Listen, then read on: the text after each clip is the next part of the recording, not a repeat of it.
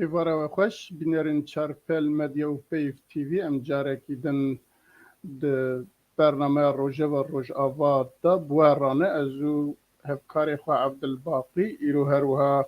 میوانک میهجا دکتر محمود عباس شیهیه امی بوارا ده هفته های داویه کل روژاوای کردستان بگشتی چه بو امی بحث اوام بکن و دزانن ده هفته روژاوکی گرم لروژاوای کردستان هیا جبیشتی مه وردا طیاره و فروکه و درونینگ و توپاران ترکیه به زندی لسر روژاوای کردستان هیا هلبت گلکی درو دور و گلکی کس اروها کرد لسر وان بیاره گلکی تبنیوان گلکی آخافتنی وان شروعی وان هنه امی وانا ایرو بگشتی به رئیسدار دکتر محمود عباس را و هروها حوالی هفکار من عبدالباقی حسینی را امی وانا شروع بکن از بجم دکتر بخیر سرسرا سرچاوا هاتن هروها ما مستعل باقی تجی بخیر هاتی سرسرا سرچاوا پیشیا که ام در باز برنامه خواب بند تو هنکی بکربی لسر بیبیوگرافیا دکتر جاره کی دن هر چند جاره دکتر بیا میوانه من بگوتیه لی جاره ها دیساجی ام تخوازن دبه که هنک میوانه می نو هبن دکتر ناز نکن برای هنک لسری و یا آگاه داری بین کرم که بله گلک سپاس ایوار باش تماشوان نهجا بنابي خو نابي بي تي في وشاربل ميديا جي خيراتني بودكم ونتب بخير وخوشياتن ميواني مي دكتور محمود عباس شخل كيمي كردستان روجاوية او يخوندنا خو لزانينغا شامي بش جغرافيا تواكريه باشر شوية اوكرانيا لور ماجستير ماستر دواري زانستية جغرافي لجامعة زانغويا خاركوف ورگرتیه پشتر دکتورا دواره جغرافیا اکونومی آبوری در سال 1988 ده جزانگویا موسکو یا سوفیاتا بری ورگرتیه او یک جدا مزر انجمن اجتماعی کردستانی یا 2056 هاتو ماباکرن لاوروپا و سرانسری جهانی او یک جوایش کسی دا مزره هر وکی دیجی گو جهوی لواشنطونه و جی وکشی وردار بوجه انجمنیره ایرو رو جیگر سروک یکیتیا گشتی آنی دسکار روژه موانین کرد لسوریایه هر وکی دیجی یک جه دامزره سازیا کردی امریکی آل باجار هیوستن ولایت تکساس الامریکایه و اندام ده کمیتاوی بریوبر او بخوانی بسکاره به گلک زمان دنیویسینه به صد گوتاری روزانه بلاف دبن و گمگود به گلک زمان زانن زمان عربی کردی انگلیزی روسی و هر وکی دیجی زمان دی وک عبری ترکی المانی سال 1991 تا آنا لامریکا دمینه وک وطن داشته ور بگمان گلک پرتوکوی هنن لیبری نچاب کرینن یک جه لیکولین وانن گلکی نافدارد ناف خلکی می کردستان روجاوا از باورم دکتور من تشتاق باش ده حقیقت بگو تشتاق اگه که نبید زیده بکه سپاس بله گلک سپاس ما مستعبد الباقی پیشه که ام در باز مجاری خواب ببن ویدیو کی ما هرچند جیک و ویدیو تی هنکی اینترنت کم باورد کم لجبوی پروبلم درته لی ام جاره کی دن دیسا گداریا ویدیو خواب کن و پاش در باز برنامه بله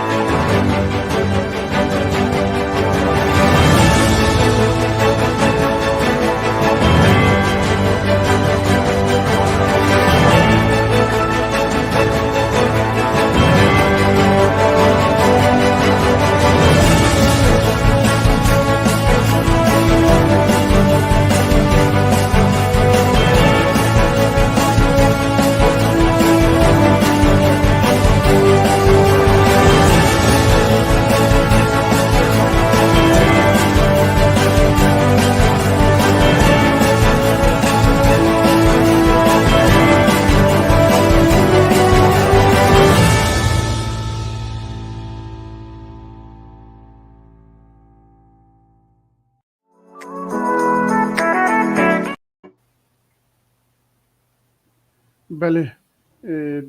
دیاره اینترنت ضعیفه و ویدیو جی نکاری نیشان بکه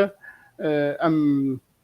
دوباره جی دکترات بیم بخیر هات سرچاباره هاتی و ام در بازی مجاره خود بن مجاره ما اوله ایریشن ترکیه لسر روجاوا و انجام نویه ام دزانم که جی بیست مهیوا لهرما روجاوای کردستان هما بیجه گیشت گلک جیت وەک ئەم ناوێ جیا بێژ مرن بێژێت تەلتەمر زرگان کۆبانێ گرێسپی عین ئیسا دێرێک باشوورێ فراتێ و منبیچ و تەرەفات دەوروبەرێن عەفرینێ و هەروها لەسەر بالەفەرگەها شڤانگا و منەخ منیخ gelek bi teyarê xwe bombebaran kirin û bi herwiha drona û piştî wî jî topbaranê dest pê kir. Li ser wî gelek kesa Amerîka bi awakî tiştekî digot, Rusya bi awakî din digot, Rusya dibêje haya me jê tune, Amerîka dibêje nizamçiyê me jê tune û paşî jî em dibihîstin ku Rusya ji bo wan heftê û du saet birîne ku hûn dikarin esmanê bikar bînin û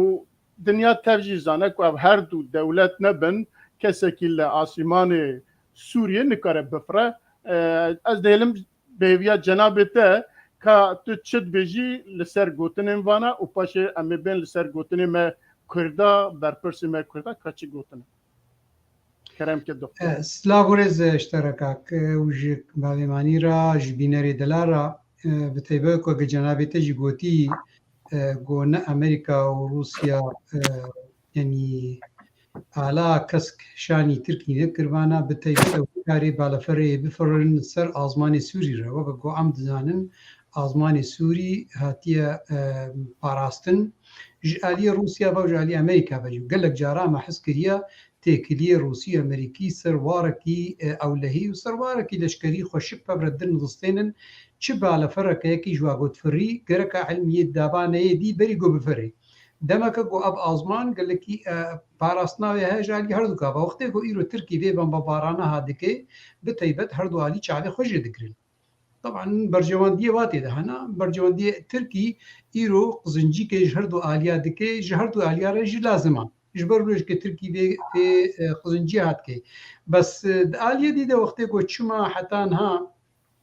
yani duwarê erdê de leşkerê vîne ne meşîyewka sala 2019 2020 yani wextê got mesela berî wêne wextê kete li bav de kete Efrînê de kete Girêspî de hingî wek gotî roniya kesk danê de derbas be heta niha çima derbas nebû Tirkî di ser got ev sê çar heydê Erdogan behs dike û dibêje dezê êrîş bikin. Yani eva ha dîşkê dikeve bercewendiya her du dewleta de Çîn nahêlin derbas bibê ji alîkî ve Amerîka dizanê wextê got Tirkî bikeve hindir û da lawazî kive bikeve hindirê qeseda û qesed edateke destê wê de di dijî şerê irhabê Daişê wana de yani wextê got qesed îro nemênê metirsiya ew dibêjinê de grûpê razayê Daeş wê bêhtir şiyar bibin û eva ser ewlehiya miletê Amerîkî û Ewropî badoreke mezin çê dike ji ber wî Amerîka nahêlê. طبعا ev diyar hindir û dem naxwazin behsaya derve bikin bi çima qizinciyê de ya Rusya çima dihêlê Rusya nahêlê ji ber got naxwazê bêhtir erda Sûrî ew opozisyona Sûrî bin dest bike. Yani ev duwarê erdê dem hûn zanî wek cenabê te gotî destpêkê de bi taybet bercewendiya her dewleta dixwaze got ev êrîşê hevdê kirin lê heta niha tiştê mixabiniya gotê de nû beryareke giring rassenî ne ji Amerîka derketiye ne ji Rusya derketiye got nû lazim e bi fermî bêje Tirkiye çê nabêt êrîşê bike. Rast axiftinên tê kirin ji ber got Tirkî dizanê lawazîk divir de heyat axiftina her du ka dijike her tim dubare dike dibêje êrîş bikim. Ez ê êrîş bikim demeke got lawazîk li cem her du ka heye. Yani em dikabirin bikarin bikevre dîtêlê wê de bes naxwazin bêhtir yani ferah bikin. Bi taybet heta niha metirsîk heye beriya 2 saeta yani civîneke gelekî ferah hebû bi rastî 400 kesî em ser Zoomê de hazir bûn tê de hat axiftin yekî berpirsiyarekî gelekî mezin taban got metirsîk heye Tirkiye ji niha heta heftîkê dî derbas bibe yani wextê got beryar ji Amerîka bi fermî dernekeve. Ev axiftin beriya 2 saeta ji werdêjim ev axiftin hate kirin lê ez bahwer dikim اردوغان و درباس نبي جو درباس بو دمك جو يعني رحنيا كسكستانية برز دكتور أمي ورنا وين مجاري أو مجاري كي ميدنية درباس بونا بجاي بأواكي دن أمي قسبكن لأز خازم هنا كيدن أم لسيرفيا أنظام برسن هلبت ما مستجي هي عبد الباقي يعني برسا من حتى أنها يك جوان بد وقت جناب تجي بعسكر بأشكري نقوتي أم للدجن وأم ناهلنا أم قبولنا لكن هر جار دبيجن كو تركيا حقي وهي كو أو كي آخا خارج لهمبر تيروريستا بباريزا جبوي ويجي دكارة بتشاوي داري واللي دبيجن أم رازي جنين كو تركيا بتشاوي يعني هم جكردارا تشتكي دبيجن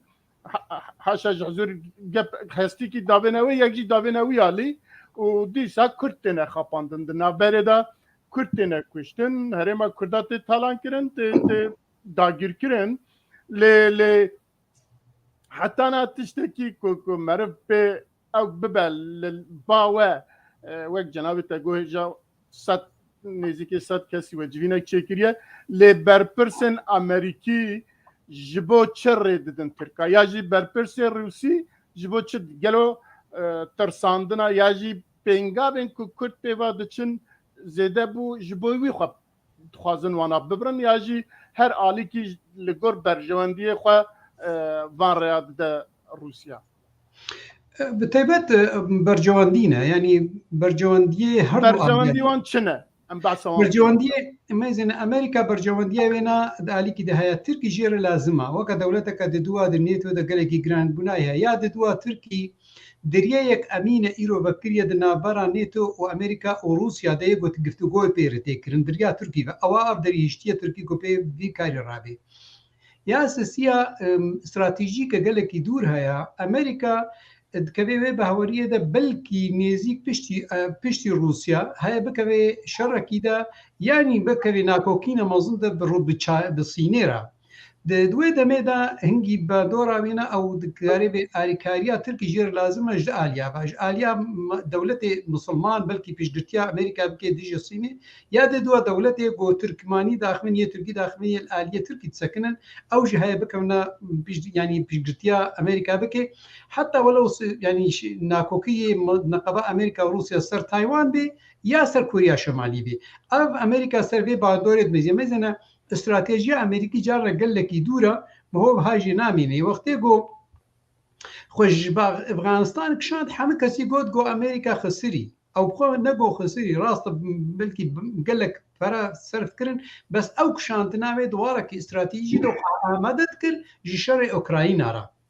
پشتی چەند مەها دشەڕی ئۆکراینە دەست پێ کرد ئەوانە ئەو دزانن پشتی هەیدەک دووەدی سیەدی شەش هەیدی استراتیژیاوە خوایە ئەس بەهۆڕ دەکەم ئەف یەکش باندۆرێ وێنایە طبعا ئەز ناکە مەخالی دیدە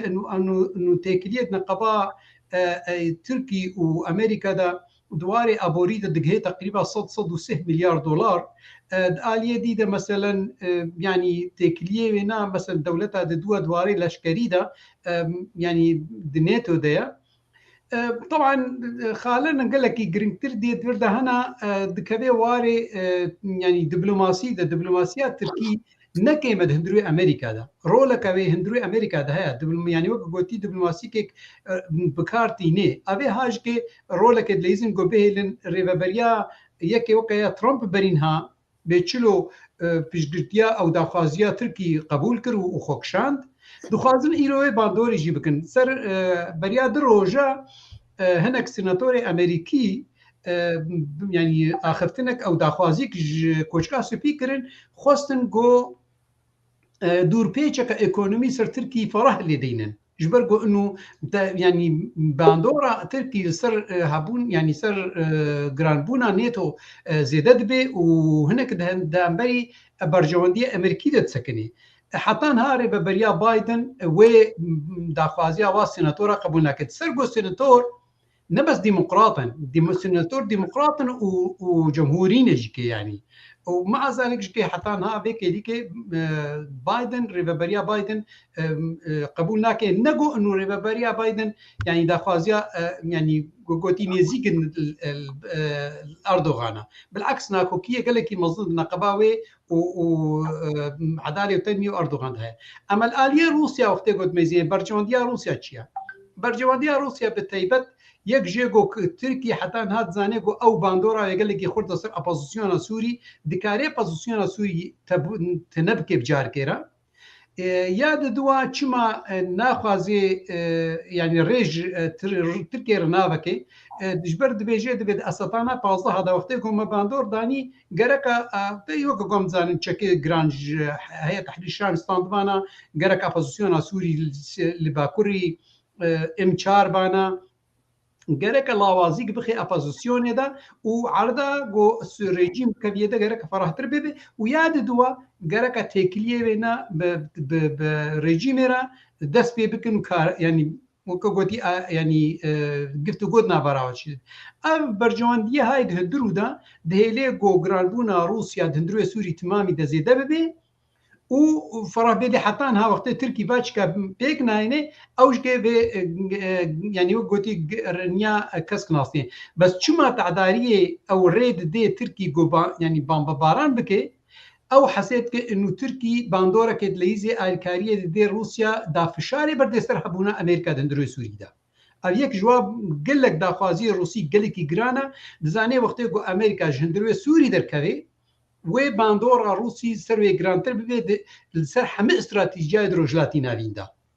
يعني وي صبا قال لك فالكي دي بيك بيني تجي امريكا دفرتا جبر ولا جكي شعبي خوش تركي دغري ويعني بامبا باران كرناغو ذكر روسي يعني روسيا داي نكر بتشلو امريكا جكي شعبي خوشي قرد هر دو جكي كيد بي قرباني ملطي كرد بي قرباني وقتي تبقرا كردي قربانيا بيدي بل ما مستعل باقي برسته هنا كرمكه لا ولا خوازم تشتكي درباري به مسألة بيجم كرمكه دقيقة كيف كلماتهم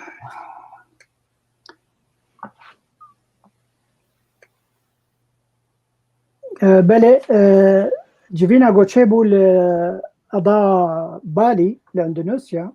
قصدي ما هي أزاد 2022 تريد بايدن وأردوغان قهانهف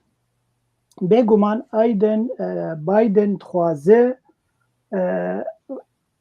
اردوغان اجي تركيا راضي به اجبر قالك سدم هنن يعني سدم يجي رولا تركي دناتو دي دبي خرد به ودبي صراص به نجارك بناتو وجارك بروسيا يعني دبي مثلا بتركار صراص بك ادي دوا مثلا درباسبونا السويد وفنلندا بوناتو ونبقى استنك يعني دوير تركي بيرازي كرن بفاهاوا وكي ديجي رولك تركيا رولك قالك مزند لي زدنا برا روسيا اوكرانيا او جي يعني ناتو او درفداي غوفيرو ليبليزه ديما تركي رولك باش دلي زد و مثلا نافتوي ان جهاني چاوي تركي راضي بكن غوفا كاري خبر دوام بك اجبوب جبلي ناتو به اجي بدفكاي ناتو ويدمي حرتم تركيا حجتها دكم بهانه دك دبي ترول لسر سينوري مني سوريا وتركيا دهنن دوي بالي دوي جيفينا يا بيست دولة زلهيس يا قول اندونيسيا تشيبو بايدن سرساغي اردوغان خواست او تقينا جو سيزي مها يازدا اسطنبول تشيبو سرساغي جوا كسن جوهاتن كشتن كر دوي دميده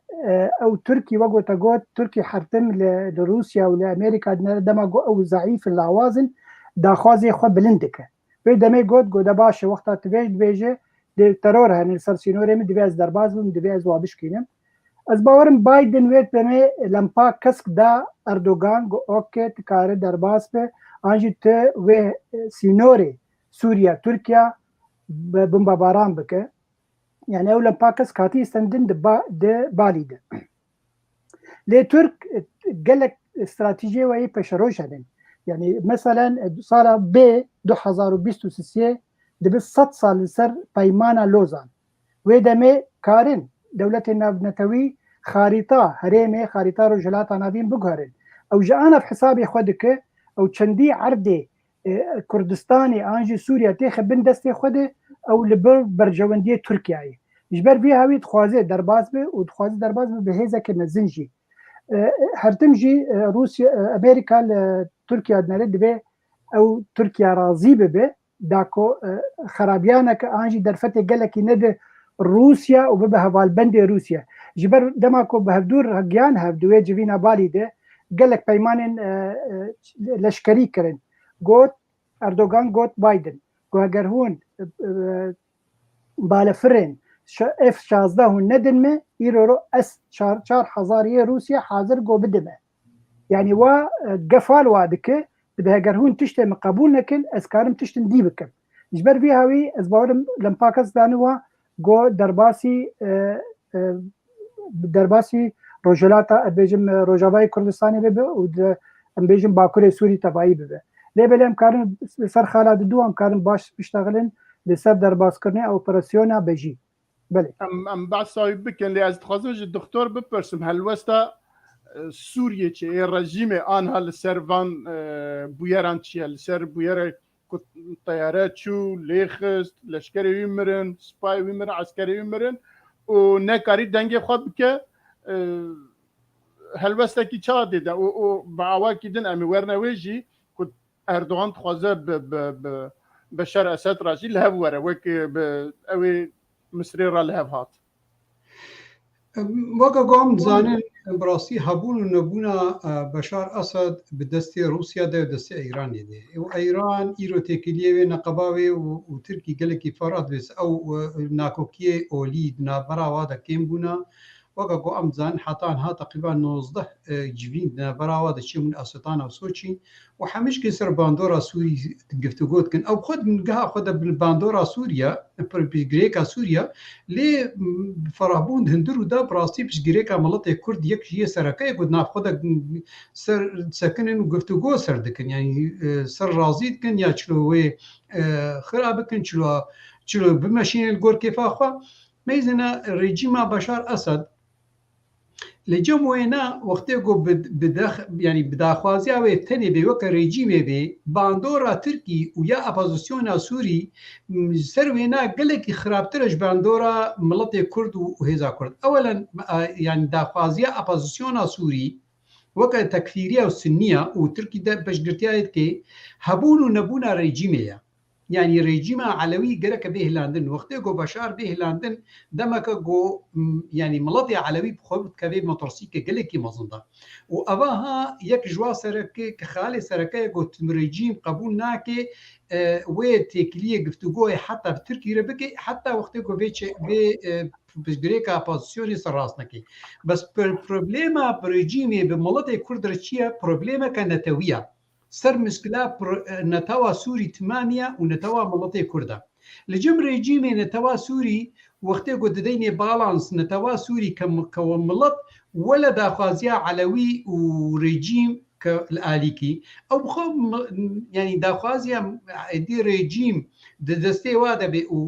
daxwaziya Elewî ya bi gelekî girantir e mesela netewî demeke got motorsiya bîna ji opozisyonê û ji Tirkî haye bêhtir motorsiyayê ji miletê Kurd hebe miletê Kurd çi dixwaze hêza Kurd divê de çi dixwaze hêza Kurd dixwaze destûr bê guhartin dixwaze sistêm bê guhartin mesela sistêm bibe federalî bes ne problême cem wextê got sistêm bê federalî Elewî bimênin rejîm bimêne wele kîdî bimêne cem Kurdan ne xemel cem yani wextê got destûrê de bê guhartin mafê miletê Kurd bê danîn ne xema li vê derê nakokîke mezin bi neqeba Tirkî û rejîmê de çê dibe ji ber got Tirkî li problemê dimezîne problemeke ewlehî li cem Tirkî problema problema netewî nakokiyê di neqeba wê miletê Kurd de bi gelekî girantir yanî neqeba wêne weke got daxwaziya rejîmê daxwaziya opozisyonê meşê da rejîm bikeve İzin li vê derê Tirkî çi dike Tirkî fişarê diberde ser İranê jî İran jî vê berjewendiyê qebûl bike fişarê dibirdin ser Rûsya got fişarê birdin ser rejîmê qebûl bike daxwaziyê Tirkî İran qebûl bike got nakokî di neqeba wê miletê Kurd de tevgera Kurdî çêvê şertê got tevgera Kurdî ji sahê hilênin îdel vê de kî dimêne opozisyon وريجيم هنگی دکارن ایده گفتگوها بکن لبیده طبعا وقا قومدی داخویا کرن اردوغان جاره که دیجارت بجید به بلکی از تکلیه او گفتگوی به رژیم بخوره بکن به بشار بخوره بکن سر مستوى سرکی وقا قو امزانن تکلیه وای اولهی سر مستوى اولهی وزارت خارجیه زوده هناف تکلی بس سر مثلا رئاست بشار قبول ناکش برگو دزانه اردوغان ویدوی چی بیجیده اردوغان وی بیجیده گره تجی مره آلکار بی ام وی ریوبریا خسر و قصد بجار که رهلینن و رژیم خوش دزانه وقتی گوی چی بکوی دایرکت مباشر وی کوي سكرا امريكا ده وامريكا حتى انها يعني او برياره قر نصان دي قر لازم ريجيم بيقهرتن طبعا اللي بدي اسرائيل كذا مساله ده اللي بدي حتى انها ابنانا بهكر تركي قبول كر وابوزيسيون هلاند يعني لاواز كر قال لك هنگي بلكي دان كي تكلي نقبا ريجيم وبشار ريجيم واردوغان ده تشي ببن جبر ولش كادمايزينم انه الريجيم حتى بك ليكي يعني نبقري دكبي بي بروبليما نقبا ناكوكي نقبا ملتي كرد ونقبا اردوغان ده بس تشتي قوتي كرن دريار روسيا و دريا برجوانديا روسي هرميديا ودريا ايران رولكي باندوركي ليزيد بردا دريا اساتانا وانابا لي وقتي قو بكبي دستي ريجيم ده وكاربي حتى انها طبعا ريجيم ندوي اوالي ده ندوي مستوى ده وكاربي برياركي بسطيني طبعا بسريخه ليغو بريار بكبي دستي ده از بهوردكم جو بالانس بكبي نقبا تفقرا كردي واپوزيسيون ده و تفقرا كردي تكليا تفقرا كردي ركي بهتر گوج واپوزيسيون ربكي بجار كر بله برساكيل دنهايه دفان بويراندا هيزا كردي كلوية مسابجن كلوية هلوستوان شبيه وشت كارم بكن يعني وكي ريفابريا خسر وكي مظلوم عبدي وكي هيزن كون هالوينه وانا كسجي بيرا كارن شبكن قصات همبري في إيريشة همبري فان إيريشا بالدوست خراب بس شيء أمريكا را كدشن أمريكا جوارات بجا أم لدجى في تشتينا أم قبول ناكن أم رينادن وجالية دنجي أو أنا جي فيد بينكو براستي أمريكا لامبا في خستية از بهور دکم لوازیک دورده هيا يعني دواري دبلوماسي ده آلية ريفابريا خسر ده تفكرا كردي بتمامي ده حتى انها دبلوماسيا ما تمامي يعني ام خوش بخنا ناف ام خوش دور نخن يعني دبلوماسيا ما ناغيوي استا جرانبونا في غريكا ملتي كرد سوري دبتا روجافا كردستاني ده يعني تدميزيني يعني داخوازيا ريفابريا خسر غرك بروجيك بيچلو تركي بروجا ديني بلانا يك ديني ودو ديني وسي ديني ابنا مشاهديد مشيني دينا مشاهديد مشيني تدميزين ايرو نها بلانا سياسه تسكني يما حتى انها بروجيك كامل تمامي نينا يك جي تفكرا كردي سر نسكني جو ام دعوه فدراليه كردستاني بكون هردارج كي وقت بدنا بيجي امريكيه وروسيا وانا تمامش كي ام فدراليه كردي فات عداري لي تكرم غير فدرالي بياد دوا بفرمي براسني بافرا تفكرا كردي نهاتي نخست يجي انه كاورا ازماني كردستاني بباريز نو فلايز نو كقول باشوري كردستاني هاتا داني تنكر وكشي هاتا شكرن يا چارا از بهور دكم هرتمش كي تكليه ريفابريا خسر از بنمینی مشاشیتی که مزنا تکلیه وینا او داخوازیه وینا تاخوازی که اممیه نتوقعت خوازی او نشتیمانی که خوازی نشتیمانی که نتوی و او نتواها دقلك مفاهيم فلسفي ده تشتكي حتى هيك يديك طوباويه بلكي تشتكي خوشك بي يعني وقت قراص ملط تمام فبره بي ولاتك اباك وحمه ملط كرت ازاد بي يديجي ازاد وملطك تمام فبره اباك تشتكي قالك بيروزا بس بنقها اخذ ميجوك اخذ دواري براكتيس ده طوباويه حاله دي ده ام مفهومها كذا مفهوم اشتراكيته ده واشتراكيات بالنسبه لامريكيه رج اوروبيه نتشتكي مقبوله يعني وقو امت زاني امبرياليه امريكي حفتي صالي شر الاتحاد السوفيتي كرسر مفهوم ايديولوجيه واب مفهومك ايديولوجي تقدمين بيدري ابا هاش كي تبدت نبي يعني وقتكو نشتغل نشكي باندورا خذ ليزي يعني طبعا وقتكو صوبه بك بواري سياسي ده مثلا دا خوازيا سياسي بكرن كاعترافك السياسي بريفابريا خسر بك ويجي بين خاصتن كأب ريفابريا خسر سياسيا سرچه سيستم بي آوا کرن سيستم کا ديمقراطي يعني ديمقراطية وكا أمريكية فيدرالية يعني أممية وكا سوفيتية كان يعني مفهومة كينود أممية ده يعني تمام بعد راخو بليزي سر أصبح وردكم أبروجيها تمام حتى أنها بزلالي نج أمريكية ونج دولة أوروبية يجو يعني هبيمان را هاتيا زلال كرن طبعا نخالك دي هيا مو دائما في شارج كي نبر دي سرطة وقرا كردي يعني دجمن حنجي قالك خرطة وحنجي تكليا بفردكي وحنجي بلانا بفرد ديني بتيبت لوازيات وقرا كردي كي جوي آستي هاي يعني باندورك درفا لسرقلك هتدميزين دواري دبلوماسي دا چیه کی سیاست مدار کرد وقتی گودری کی خیت تدمزین ده بری ویناش ترکاش ایرانیه کتنه پیشیاوی ده وی دری سکنین یعنی حتی روجا ایرو دریه دیپلوماسیا ناف دولتیش تفکر کردی را نهات یا فکرن نگو انو ملت کرد لاوازه نگو زانبون کرد تنن نگو سیاست مدار کرد تنن دیپلوماسیا نیم بس برگو حنگی دلیل بر پیشا تیگرتن یعنی حنگی دجمن خورتا يعني دجمن رولك قال لك مازن ليزي بمليار دولار استاتكي جبوني بيش غريكا ملت كرد كسي كردي جوزانا نجن استاكي يعني الامريكا ما اباها قال لك جاراديت يعني ما قال لك جارا وقتي روبرو عمل في اجتهاد قلبتن جهه قوم دشوي ميزان دبلوماسي او كاري بيجي يعني سياسه مداري ترك دبلوماسيه ترك يعني لوبيه تركي رولك قال لك مازن ليست تبيشياوي ده افنا باندورا خو تمامي دليزين دهيليغو مثلا دا خوازيا ريفابريا خسر دهندرو ده حتى بوا برسياري امريكي يغو دهندرو دا خوازيا وي نگلكي جران بي مطرسيه قدميني بمطرسيه وكاغو مديد بريا دروشتورجا ماكفيرك هات دغو ام حتان ها سرد اخرن بكا امتشلو دي نو فلاي زون تشيكن يعني بالافر بفرن ماكفيرك يعني يا دروا الخطك يا دروا المدكي يعني وقتی گو بخازی بریا بایدن وقتی بخازی بریارک سیاسیه د پیش دقه د کاری بریاری بده به چلو بوش او بریار الباشور کردستانی دا و ظرف ساعته كده خطه طبعا دنجي بله قال سپاس ما مستعد باقي تشتغل بيجي يا درباز بن نا والله زي بيجم ترولين ادم نعم رول داتا دكتور قصد كم ميفاني مايا بله بيجو مان زاني مثلا چما ريجيم هلوسته كي ناستي درباري با ايريشن تركيا لروجاواي كردستان ديك قالك تشتن قالك سدما يكم وسركه ريجيم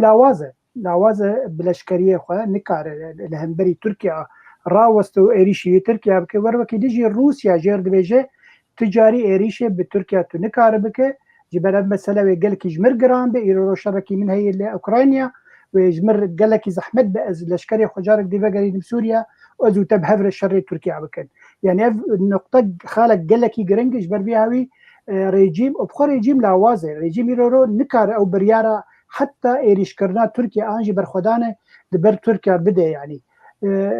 بريار يا روسيا ايرو تشتكي نوچه بو ايرو نونري ريجيم سوري ل يونايتد نيشن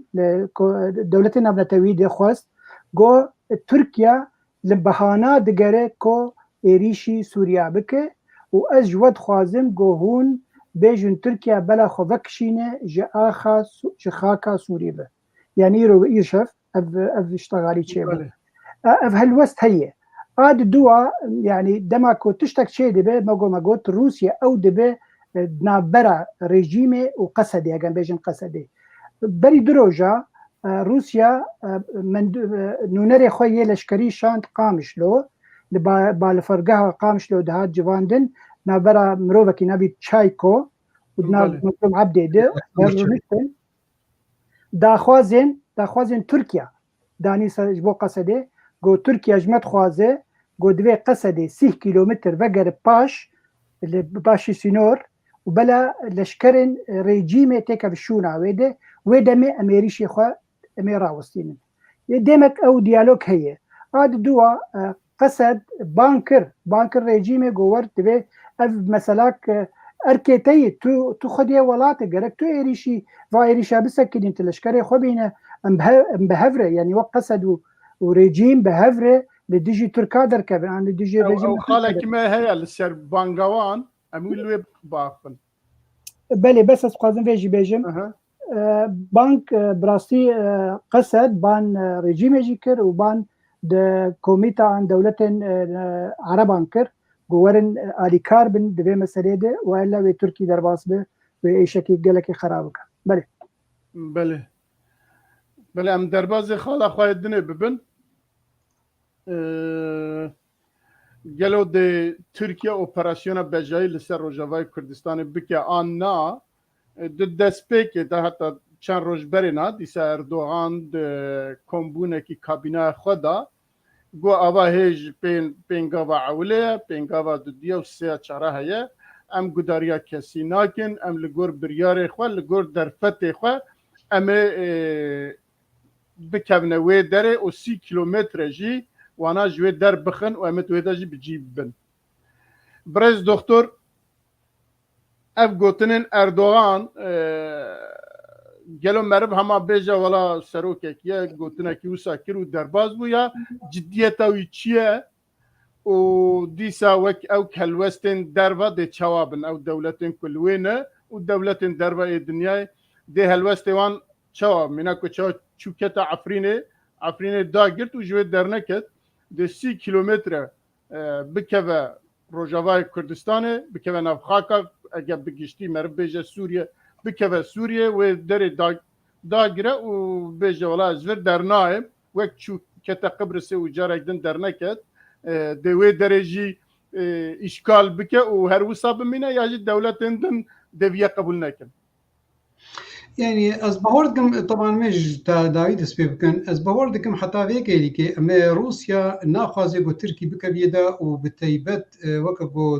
تركي تخازي انه نابرا او عرضه فالا يكو حتى انها قصه تيديا نابرا تلرفعت ومنبج سريكانيه وانا تخازي بك يك بارشا او بارشا وكا غوتا اماجا بيكر انه وكا مثلا باكوري قبرصي بوي بمشينات بنسها ابوزيسيون سوري دا او ناصر دستيبي او بمشينه يعني وكان هاغو شلو ادلب بمشينه ادلب وكا عم زانن تري تركينا حتى زمان تركي درسين يعني حتى تقريبا بو بارتشكش تركي بس اردوغان ميزنا دواري لشكري دا هر سه جاری اول د وختي گو کتی دا کته ایریش کر وختي گو ایریش کر بری ونا دروشته روجا وختي گو بریار دا گو ایریش کن دروجا بمباران کر دواری لشکری دا دروجا بمباران کر بال فریج گو یا میدانی جو پشنا راسن درباس بو اب هفتی که تمام درباس بو بهترج کی بمباران تي ودشيني وحتى انا شعب نهري لشكري دنا خويا كرن نوت لشكري تركي جران يجبوني اماجا بي جبوني بمشي نينا دم كده حالها هنا يا اما بريار اردوغان حتى هنا نصطان دي نج امريكا ونج روسيا بردا بريار نصطان دي وميرانيه يعني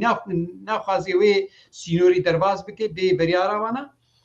یا دوا یا اما اردوغان باس دکه به بمباران کرنا اولهی نکر بس الفيدري چته خوست چته خویا کرن يعني وكاك بابي مانيجي قلت مزي باقيش قلت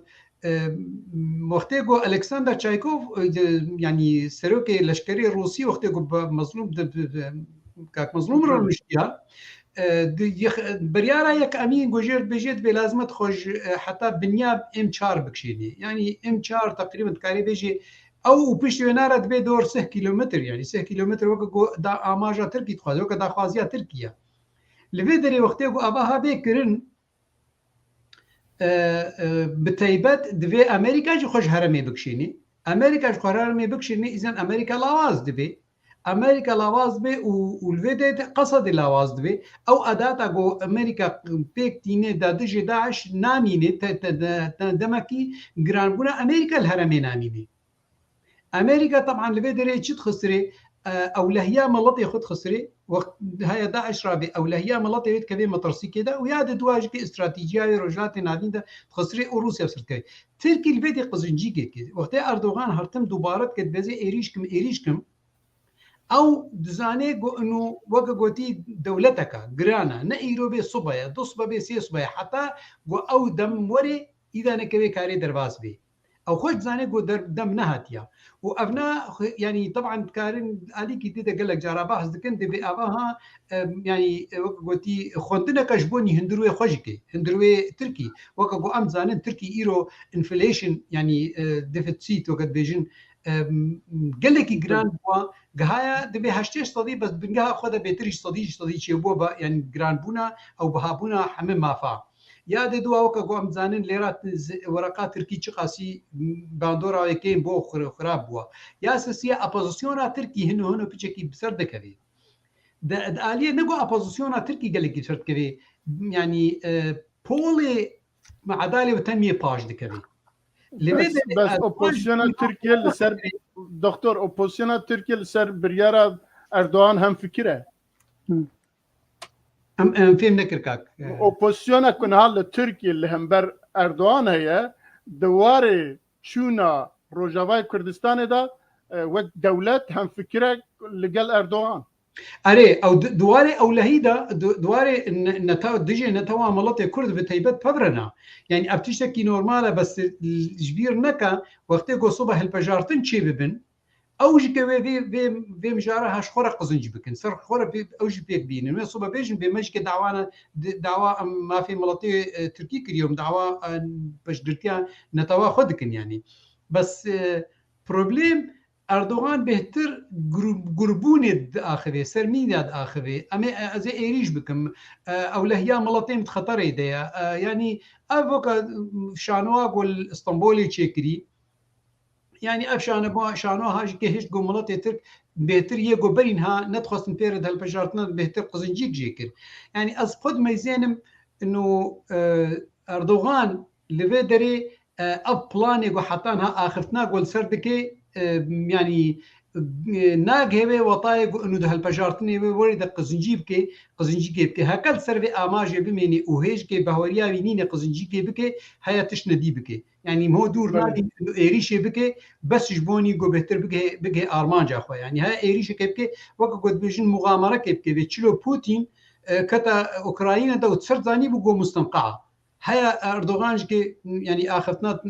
تركي اخذنا امريكا وروسيا يعني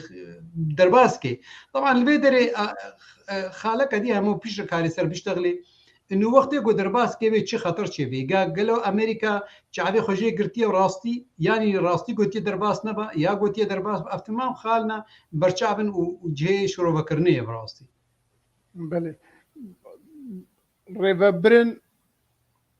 ريفبريا خسار دبيجن امريكا جوان قوتيه بتوا اوكي ام قبولنا كنكو تركيا ايريشي بجاي بكي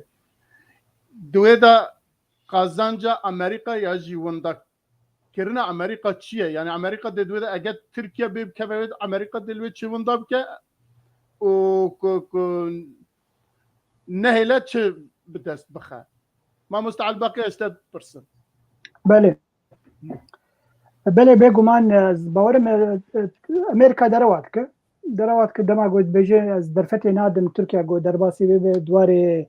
بجیده جبر امریکا ایرو رو او روسیا گلک پروبلمی واهنن و مثلا سوریا يعني كريزا سوريا ندبال اواده ایرو رو چاره سر ببه او انا دخوازه گو ترکی درباسی سوریا ببه او دیمنا كريزا سوريا گلکی گریت کویت کی ببه گلک تر جبر ایرانت بالاواده یک چاره سرکرنک سیاسی لسوریا چه ببه جبر بی هاوی و درباس به ترکیه درباس به لگور پلان امریکا خوازه داکو او همی کاغذ البنگی هف کبین و روسیا لاواز ببه يعني اب مثلا قال لك بالكيشه امريكا جلاواز نابه لفر امريكا لاواز نابه جبر تركيا وامريكا حدو دولتي ناتو يعني كارن اليكاري ببن اليكار بهفره تجاري مندي تيجو امريكا قفا روب ببوري تركيا قفا لامريكا دك يرو امريكا او بريارة دي تركي وتركي بيكتين يعني تجاري ناكوكي حق تبيجك ناكوكي مزن تيكف نابرا تركيا وامريكا تجاري تشينا يعني تجاري تشينا بحرو دولة الناتو دولة المزن وبرجوندية ناتو اللي صار همي برجوندية جهاني صار روسيا صار سوريا صار همي ملت سوريا شب كرد وشب عرب لما تخصص تشتكي بيجم يعني مثلا اگر درهات ودرباس بوش بر بلانك هي دبيجي حتى امريكا بخوغوت كوغا تركي درباسي سوريا ببي ويتي درباسي كوبانيه ببي ومن بيجي وترفعتي ديمك او هريمها بجري بده بهريما كوب عفرينه وهمي جندو باجاروكن دنابرا ويدي وببي يعني شريطه كان بيجن باكر جي بيجن روجافاي فراتي روجافاي فراتي تيكا في الدست تركيا دي وهر وكي ديجي إيرو قصدي لهن باجاروكن بتشوك وك الشهبة هريما الشهبة جي بيجن نزيكي حلبة لورجي هنا أو ناخوز أبدا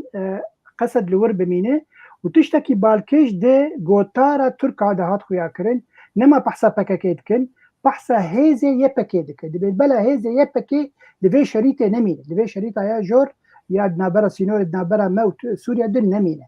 ديمك وانا دبني يبكي الشغل كي بكيكيش بو يصد بيجي جاب ناقد بس هو قريب غوتانا بكاكي بس يرو تشتكي نوز دبهيزم جي غوتارا تركي دي برا باوي ماني برينها هرتم جوختي غوتغوتن دائما بابا جريدان نها نبر جرينادن صدمك جهه طبعا من خفتنا كديجي سريها بله ومسألة در باسكرنيجي دمي لغور دمي إيرو بخواند بسر مسألة تركيا دبي الشمع بي لحب بجفن وبريار ويردوغان بريارة در باسكرني همي حاضرين بلشكري ما حاضر حتى در باسبن حتى بيجين دي اپوزيسيون تركاجي دي بيجين دي امجي لقل اردوغان بفي برياري جو در باس بريارة سياسية بدر باس ببي لبلي بلا اردوغان قزنجه كشخور نكش بو هل بجارتنين جو تشيبي بدو 2023 اگر او قزن تشيبو وبسركت يعني بلاش هميك سارة بنج ام بيجن بارتي اردوغان تنيره به ما مستد دو اردوغان او بجيفينا كتب باستكي دو جيفيان لو اردوغان بيان دا جو ام جي كسي نابرسن ام لغور بريارا خودكن و ام اريش بكن لو وقت وينا درفتا ما تشيبو لغور خو ام اريش بكن يعني جوي بريارا كسا دركت بيقو ماما ديمك بريار هاتي استندن ودرباز بقناعتنا ودرباز ببه ومنطقة شهبة وتاخ بندستي خوده وقو مقود باكوري فراتي وكوباني تاخ بندستي خوده هريما جزيرة أو يعني ليد ناري دبن باراستي دبن هيزا أمريكانا أو نيزيكي ورنابي جبرقا وكان بيجن باجار قامش لو باجار كي مزنه قالك نتو تيدهنن ريجيم تيدهي روسيا اللورة أو دبيجي يعني أو جي مسوقرة دمكو هيزن يبكي 6 كيلومتر وقرة باش دمكو جي مسوقرة ابنما كارن تشتكي جيربكن يعني باشا لبلي أو تخوازي وقم قوشكو باني حتى عفريني حميتي خبن دستي خوده ويدرباس بيجي نباني ماني الفيدري براستي أردوغان دجار سجارة قوتيا دجلاي حتى بسينوري اسكندروني دي دعوتكي يعني او مثلا وقتی گونها ویکی یکید بیجی او بیجی پلانا چارایا پیشتی پلانا 56 دی يعني بيغومان خاله کدیا يعني الفيدري وقتی گوسر يپکی تنی درکزینی دمك جو انه او يپکی يعني امريكي قالك جارات بيجند بيپکی نم مثلا منظمه توريستا او دخوازي پلانا کې چيپ کې دا يپکی جبخي توريسو که مثلا پککی اف سربيت سكن سربينا خو كارد كي الدنيا دولتك قال لك كل كارد كي بس مساله ايريش قصوري ما قركاك ما ماني وقتيغو امريكا يعني وقتيغو امريكا شعبي خوش ايريشا او جدا كتنا تركي بكفي هندرو دا وقو مقود اماجا بيكر انه دخل هنا يا اما امريكا راستي وك گوتي برجبوي برجمدي خود حالي گو در تركي درباس به وهرمه گو بهتره و نزيكي روسيا نه باندورا ويل سر روسيا بكي وروسيا جكي ولو تركي دفع تحديدش بوني گو باندورا ويل سر ابونا امريكا شيبدي بس امريكا وقت گو به لي درباس به وبكا به هرمه گو بن نزيكي دسي وديا اصبح وردكم انه او بيشروج ده بلانك استراتيجي هيا جبوني تركي بخلا واز بكي مزينا قالك جارة اخفتن الفيديو الامريكيه جم سياسه مداري امريكي تكرن دبي بيشتي بوتين وقت جو بوتين هري دور يا اردوغانا يعني يا تركيا جبرجو أردوغان وتركيا حتى أنا بالقاسي هرتمد بن باندورا أمريكية ده وداخوازا أمريكي مجاندن شد قوتو بن سهاوي درتك إيرو تدمزيني تركيا خود هندروي ناتو بخودش كي همبري أمريكا تسكني دبرجون دهرما رجلات نافين دل فيشيا أمريكا تسكني يعني ده جارة أردوغان هاد بيجد بي أز برياراش كسي ناصينم أز بريارا خبسري خدم أمريكا ناوي خدي برياري إذن اللي بيدري أدور نابين إنه استراتيجية أمريكي براستي يعني وقا قوتي وقتی گو بهیلن در باس ببی دمک گو توازن ترکی بکوی چراغ کیده چارچو یعنی وی چراغ گو پوتین کتیده هاگر سرکتن و پوتین لاواز کرن گاوی درجه گو انو نما کاری تشتک گیبکه از بهورت کم دورا اردوغان و اردوغان چه هندروی سوری دبی چه هندروی هرم ندی دبی و دورا و چلو پوتین هاتا کرن ویجی بی کرن يعني نگو نولت اردوغان مثلا لبی داره يعني خطا صور كسك تمام ستانديا امريكيه وامريكيه وجه هرمي درك من مز امريكي يعني سياسه مداري امريكي قالك جاره ما دي غوتيا هبونا امريكا لسوري نجبوني برجواندي كو بوتين ترامب غوتي والله جبوني نفطيه نا باراستنا ملطي امريكا ارهابيه داعش باراستنا ملطي اوروبا وقتكو هبونا امريكا الور نميني دمك او خلايا او جروبي داعشي بشارتي دهول ديا دباديه الشام وانا دا ديس درد كمن او نا يعني باندورا خو مطرسيا خو اولهيه امريكي ملطي امريكا دكي واب سياسه مداري امريكي شعبي خوجي ناقرن جبير نكا انه يك امين جو براستي وكاركي قال لك خرط باريكاريا امريكيه داعش كاندن تهيزا كرد بو چه پیش مرگه چه يپكي بي بريغو قصد جيبي افاكر يپكي بو وجعف كوباني ما درخستن اديك باندورا جو حتى ها تركي يپكي جبير ناكي او بنيغو مثلا داعش كوباني ما درخستن اللي بيدري يعني تبيراما انه وقتها يبكي هري مثلا ندعوا يبكي كاري يبكي هري قصد مني قصد بلكي يعني مكونه عربيه تيدا قال لك خرطه او لهي بينايكرن وك مثلا او لهي بهذا كورتيكرن اللي جبرغو نومينك امريكيه قواره هيا دي ديراما 2014 دجارة أمريكا كتب شاشتي قال لك مظن ده جروبك عرب لتركي پروردكر وفشي حفتيك كتنا نصر هذا ياك أولو الأردن جي كپروردكر كتنا بيجي جو كتنا سوري كتنا داعش ده وهنجي برپرسياري وا جروبا پروردكرنا وا جروبا وزير الدفاع انهابو أوستن بو أو يجو برپرسياري وهردو بروجا فيشتي هردو بروجا جنوكا تكليب بكردارة كرن وإذا كي روسيا خوش جم كردار كشان دوكات تكليب بريجيمي ركر دمك جو إنه أمريكا خوشك تزاني إنه أو أداتا جو شربكي دجي داعش جدلو مرادة وبيش بين ترسيا جو خيانتي لبكي أداتا كردية تجا هي أدوات دينايني أز جبر ولش كده بيجم أتبهور ناكم أمريكا ودفج هذا كرد بردي يعني وقتی که دفجه برده ایزن برجواندی خود خیمه ترسیه ده. دکتر دفجه برناده لی همی هرم کردستان وای تسلیم ترکیه که. بله. خواستم تشکی بیشتر مگلی جامعه. یک تشکی بیشتر تو سرویجیه که امتزانی که دروج برنا رژیم سوریه خواستنه که عسکری خال لوی سینورن که آنها باسوانته کرن لوان داره بجیب که هنه کیجی آنی بو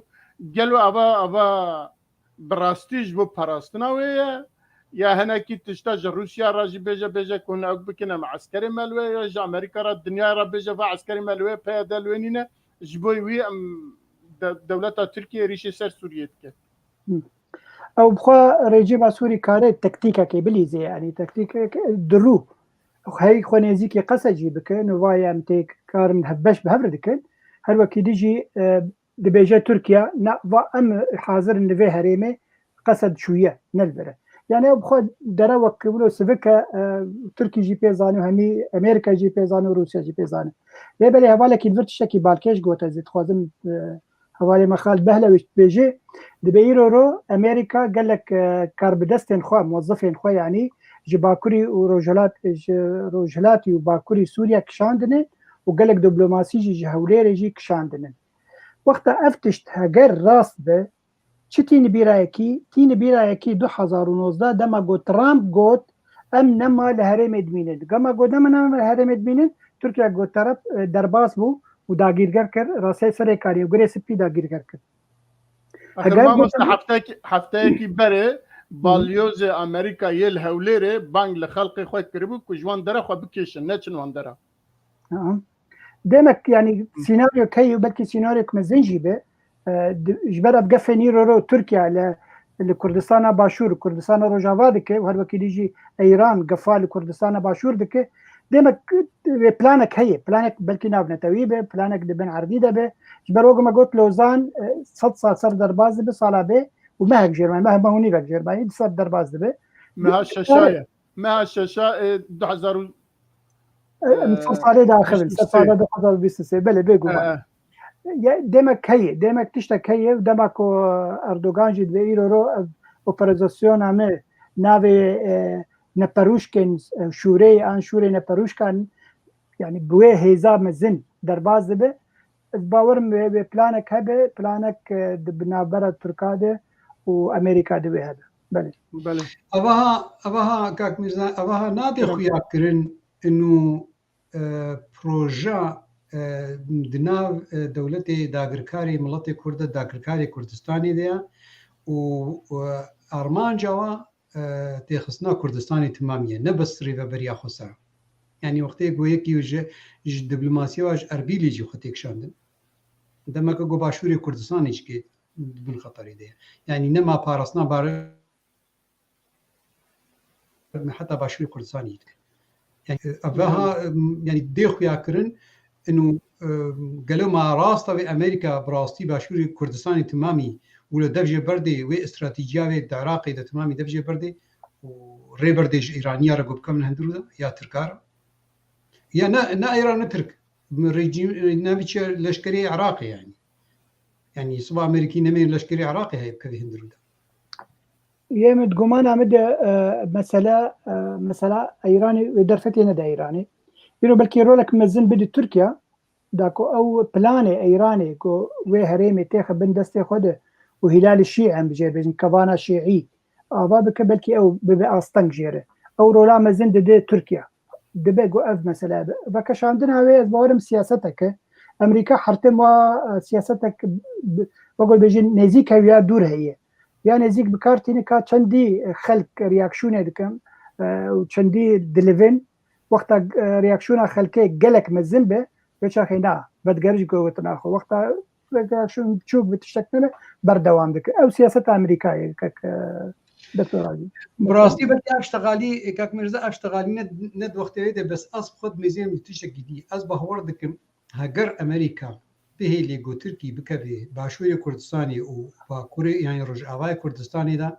اصب خد بيجم استراتيجيه امريكي بيش روجي بتشلو فرنسا وبريطانيا زمان السلطان عبد الحميد ده امبراطوريه عثماني دمران هيرواندن وبقولوا بحساني شغله 20 سالي يعني سر كار كرن ولوجك امريكا وناتو وهن سركار بكن وتركيا في عنجهية تركي في وقوتي آخفتنا في جران و بهير بين أصبحور دكم أردوغان ديركت أن ديركت بيوكد فيجن يعني وقوتي تربا تركيا مزند كولي أبدا خوازية ويناقون دستي خفرا بكي وداخوازية هارش باشوري سوري دكي يعني باشوري رول عفوا باكوري سوري دكي وباكوري عراقي دكي وخازي جغرافيا خفراه بكي أصبح وردكم يعني خرابونا كمنظم سر تركيدتي بله گلکی سپاس جوی خارجی اگر تشتکی دن هبه بیشن اگر نام جوی خارجی درباز ببن وقتی مجی اپیکی چو ام درباز خاله خواه سیاب بن بردوام بك بله ام دوام کنو سا يعني حمي خال دناب هفدانه يك كادني تمام تك ام وسا دوام تكن هلوستا كاوي خاله ما سيابين هلوستا رژیم سوریه و رژیم برانبر بویرن و بانگا حسده با رژیمه هسه دا ام دزانه كل همبر فان بويران بانك الرجيم كير كورن اخا سوريا بباريزن يعني سوريا هرچند ام لفر وك اوبوزيونك وك هيزكي لفرن لسوريا ايويا ورن هون سوريا بباريزن ام نكارن بباريزن وسوريا برسوكي چوادا بلكي هجام باسكر چند لشکری خوانی دانی و سکنی یاجی لباس سوریه چقاسه اف بانک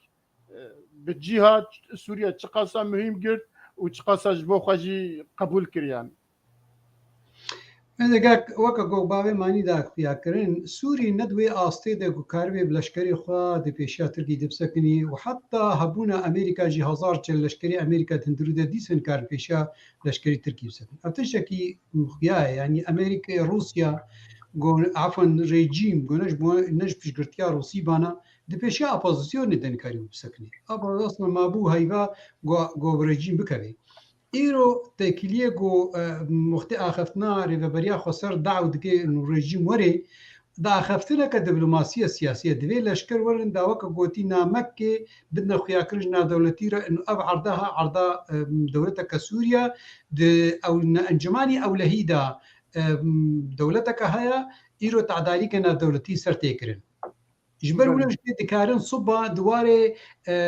يعني محكمة دا وك دادقة هذا دا انجماني او لهيدا قل هي تركي بكي يمكن انه تا تعدالي السينوري دولتك يعني خارج كانت تعداليه اللي باكيت كي بارسنا قلت كي يا القصد كي تعداليه لشكري دولتك كي بس حتى ذيك ليك او تكليه جبوني ريفابريه دوارك سياسي د نابرا ريفابريه خسر او رژیم د چینه بونه وقتی کو دا خوازی هبوش کې هکه بکن حتی نه د سپینه کرنه او نه نجبر کو رژیم گلک جاره دا خویا کرن انه وقتی کو از بلشکری خو بهم گرک ريفابري بخوش گوري گرک يعني قصد به پارچک لشکری سوري گرک اب ريفابريا گو د ماشين اداره کذاتی به تابعيه وزاره اداره محليه اف تشتيها تمام داخلك واباها بتيبت ريفابريا خسر بجار كير رفتت كي يعني تكليه سياسي ريفابريا خسر وكا امزان دعوه غورتنا دستوريت كي دعوه ريفابريكا فرهد كي انه حتى سيستم سوري بيغورتن وكا يعني شبه فدراليه برينها بحث كرنها دعوه ريفابريت كي اباهاج كي ناكوكينا قال لك مظن دواري او لهيدا نقبا دواري سياسي نقبا ريجيمي و ريفابريه دا طبعا لبيد روسيا قالك يدخوازي يقول ريفابري فقري نبس دواري لشكري دا ند بس دواري مثلا او لهيدا دواري سياسي دجبر وقتي كو فقري روسيا او يعني دواري براكتيس دا كبد تصير روسيا دا بس دواري لشكري تدمزين لشكري روسي يرو المطاري شامينا لشكري سوري اللي قالك جهانا اندروسي نورد الجور بايمانا جو وقتي ترامب ريدا اردوغان هنجي وكا قومديت ل طرمبي طيارة نيتشي لشكري روسي وتركي بسينور ردشون حتى بديركي حتى بفقران يعني او هنجي بيسي ريجيمي اللي قالك جهادانينا ولو بيسنا بنافن اللي بيسي ريجيمي هنا بس اصبح وردكم حتى بيك يعني حتى نها اولا امريكا اصبح ورناكم ويري بدي دغوري ببري يا رژیم بریفبریک سیاسی وری هندرو وقتی گو وری هندرو یک مرج رژیم او گو امریکا هرم درکوي به چلو مرج یک داخوازی بشار اسد او وقتی گو تکلیف اردوغان رب کې ګرک اردوغان لشکری خو او بیسی خوش سوری بکشینی اب یک داخوازی رژیم يعني وقتی گو اردوغان به بیسی خو بکشینی دمکه گو اپوزیسیون لاواز بی وقتی گو دیسانه که ريفابريا يعني ريفابريا بالرژیم وری قامش له حسي چاوانا دمك قصد به خو بکشاندن قصد به پارچک سوری اذن او اداتا امریکی نامینی دمك امریکا به خو بکشان یا به خو بکشنه یا دوی او لشکری خو جبینه بکوي و استدا شر داعش به شر رژیم به شر ترکیه بکی از نه دما و اب دارين حتى فيك ليك اما جبن جو يعني او تكلي يعني قصد را مسموح به ريفابريا خسر مسموح به جو ريفابريا بخي دسي ريجيمي ده بله ما مستعل باقي باوکی دن جناب تپرسم اف داخوازا حسده گلو اشارتکی بو امریکا بنر اگر هون خودی در نکبن اما بچن به رژیم را الهف بکن و اما ببن پرچکی ای رژیم و ای روسیا یاجی براستی کتیه تنگاسیت خوزه به تد ناکوکی نبراوی و او کدا تنه چیه نوی رژیم را تن ناکوکی تنه بجا بنه راحتان همه آنی لیجوی پیدا ام نکارن ورن عرض خواه بپارزن. بله بگمان یعنی رژیم چه برسف ده یعنی رژیم به چه چعبی لوان مزاکر بله خورتکی لبر خوش نویساندی از کومنتارا یشتر بخوینم عینی برسه ده ویرنگی ده رژیم سوری دهندری خوده او و ترکیا ان سیاستا ترکی لگل هفن کوریشی ریبریا خود سر بکن و هیزن قصد انجی حسد تونه بکن چه واتجیت خوازه انجی قصد رژیمت خوازه گوار به پاریز یعنی اف کارم از کارم بیجم یعنی برسبه برسبایی ایرو رو دماغو ترکیا ایریش کر ایریشی ام بیجن رفعت و من بشکر بالا فران کسین هاتن کشتن 13 کسین لشکرین رژیم سوری هات کشتن و حق بریندار بون حتی او لشکری وای کشتی رژیم نویری بو جندکه و ببشامه یعنی او نویریک دیمک کار پلانک دبن ماسه دنا برا رژیم ده و ترکیا ده اری لیخ و عسکری مجی بکش و عسکری قصد يجي بکش لی بله مثلا داوی ازو تو روسيا يعني ريجيم وتركيا وروسيا بقى بلانك جوجي ريبريا خسر وهسه دي حمي خلاص بد يعني كار بلانك وها هذا شما ايرو مظلوم عبدي قالك جرباندك دبي ورن خاكا سوريا علي كار بن بمره ام بهفر برخدانه بكن داكو تركي درباس نبه تدنج جناي ديمك او بلان هي او بلان السري ريجيم ده هي وريجيم بخوز لاوازي يعني بقول دكتور محمود يقول تيرو رو هذا رژیم نکار لهمبری اپوزیسیون راوسته بچاو لهمبری دولت که وقت ترکیه راوسته نه ایرو رو دویجه نه اگر ام ترکیه الهف هاتن ذاتا ترکیه بمساله نابناتوی و سوریا درکه و مجه قصد يجي خلاص بن دقلقو لفر او كاكدن درت يعني اجا حسنا دو والرجيم لهف بكن او تشغ او كي تشا هذا سوريا دي بقوات تربه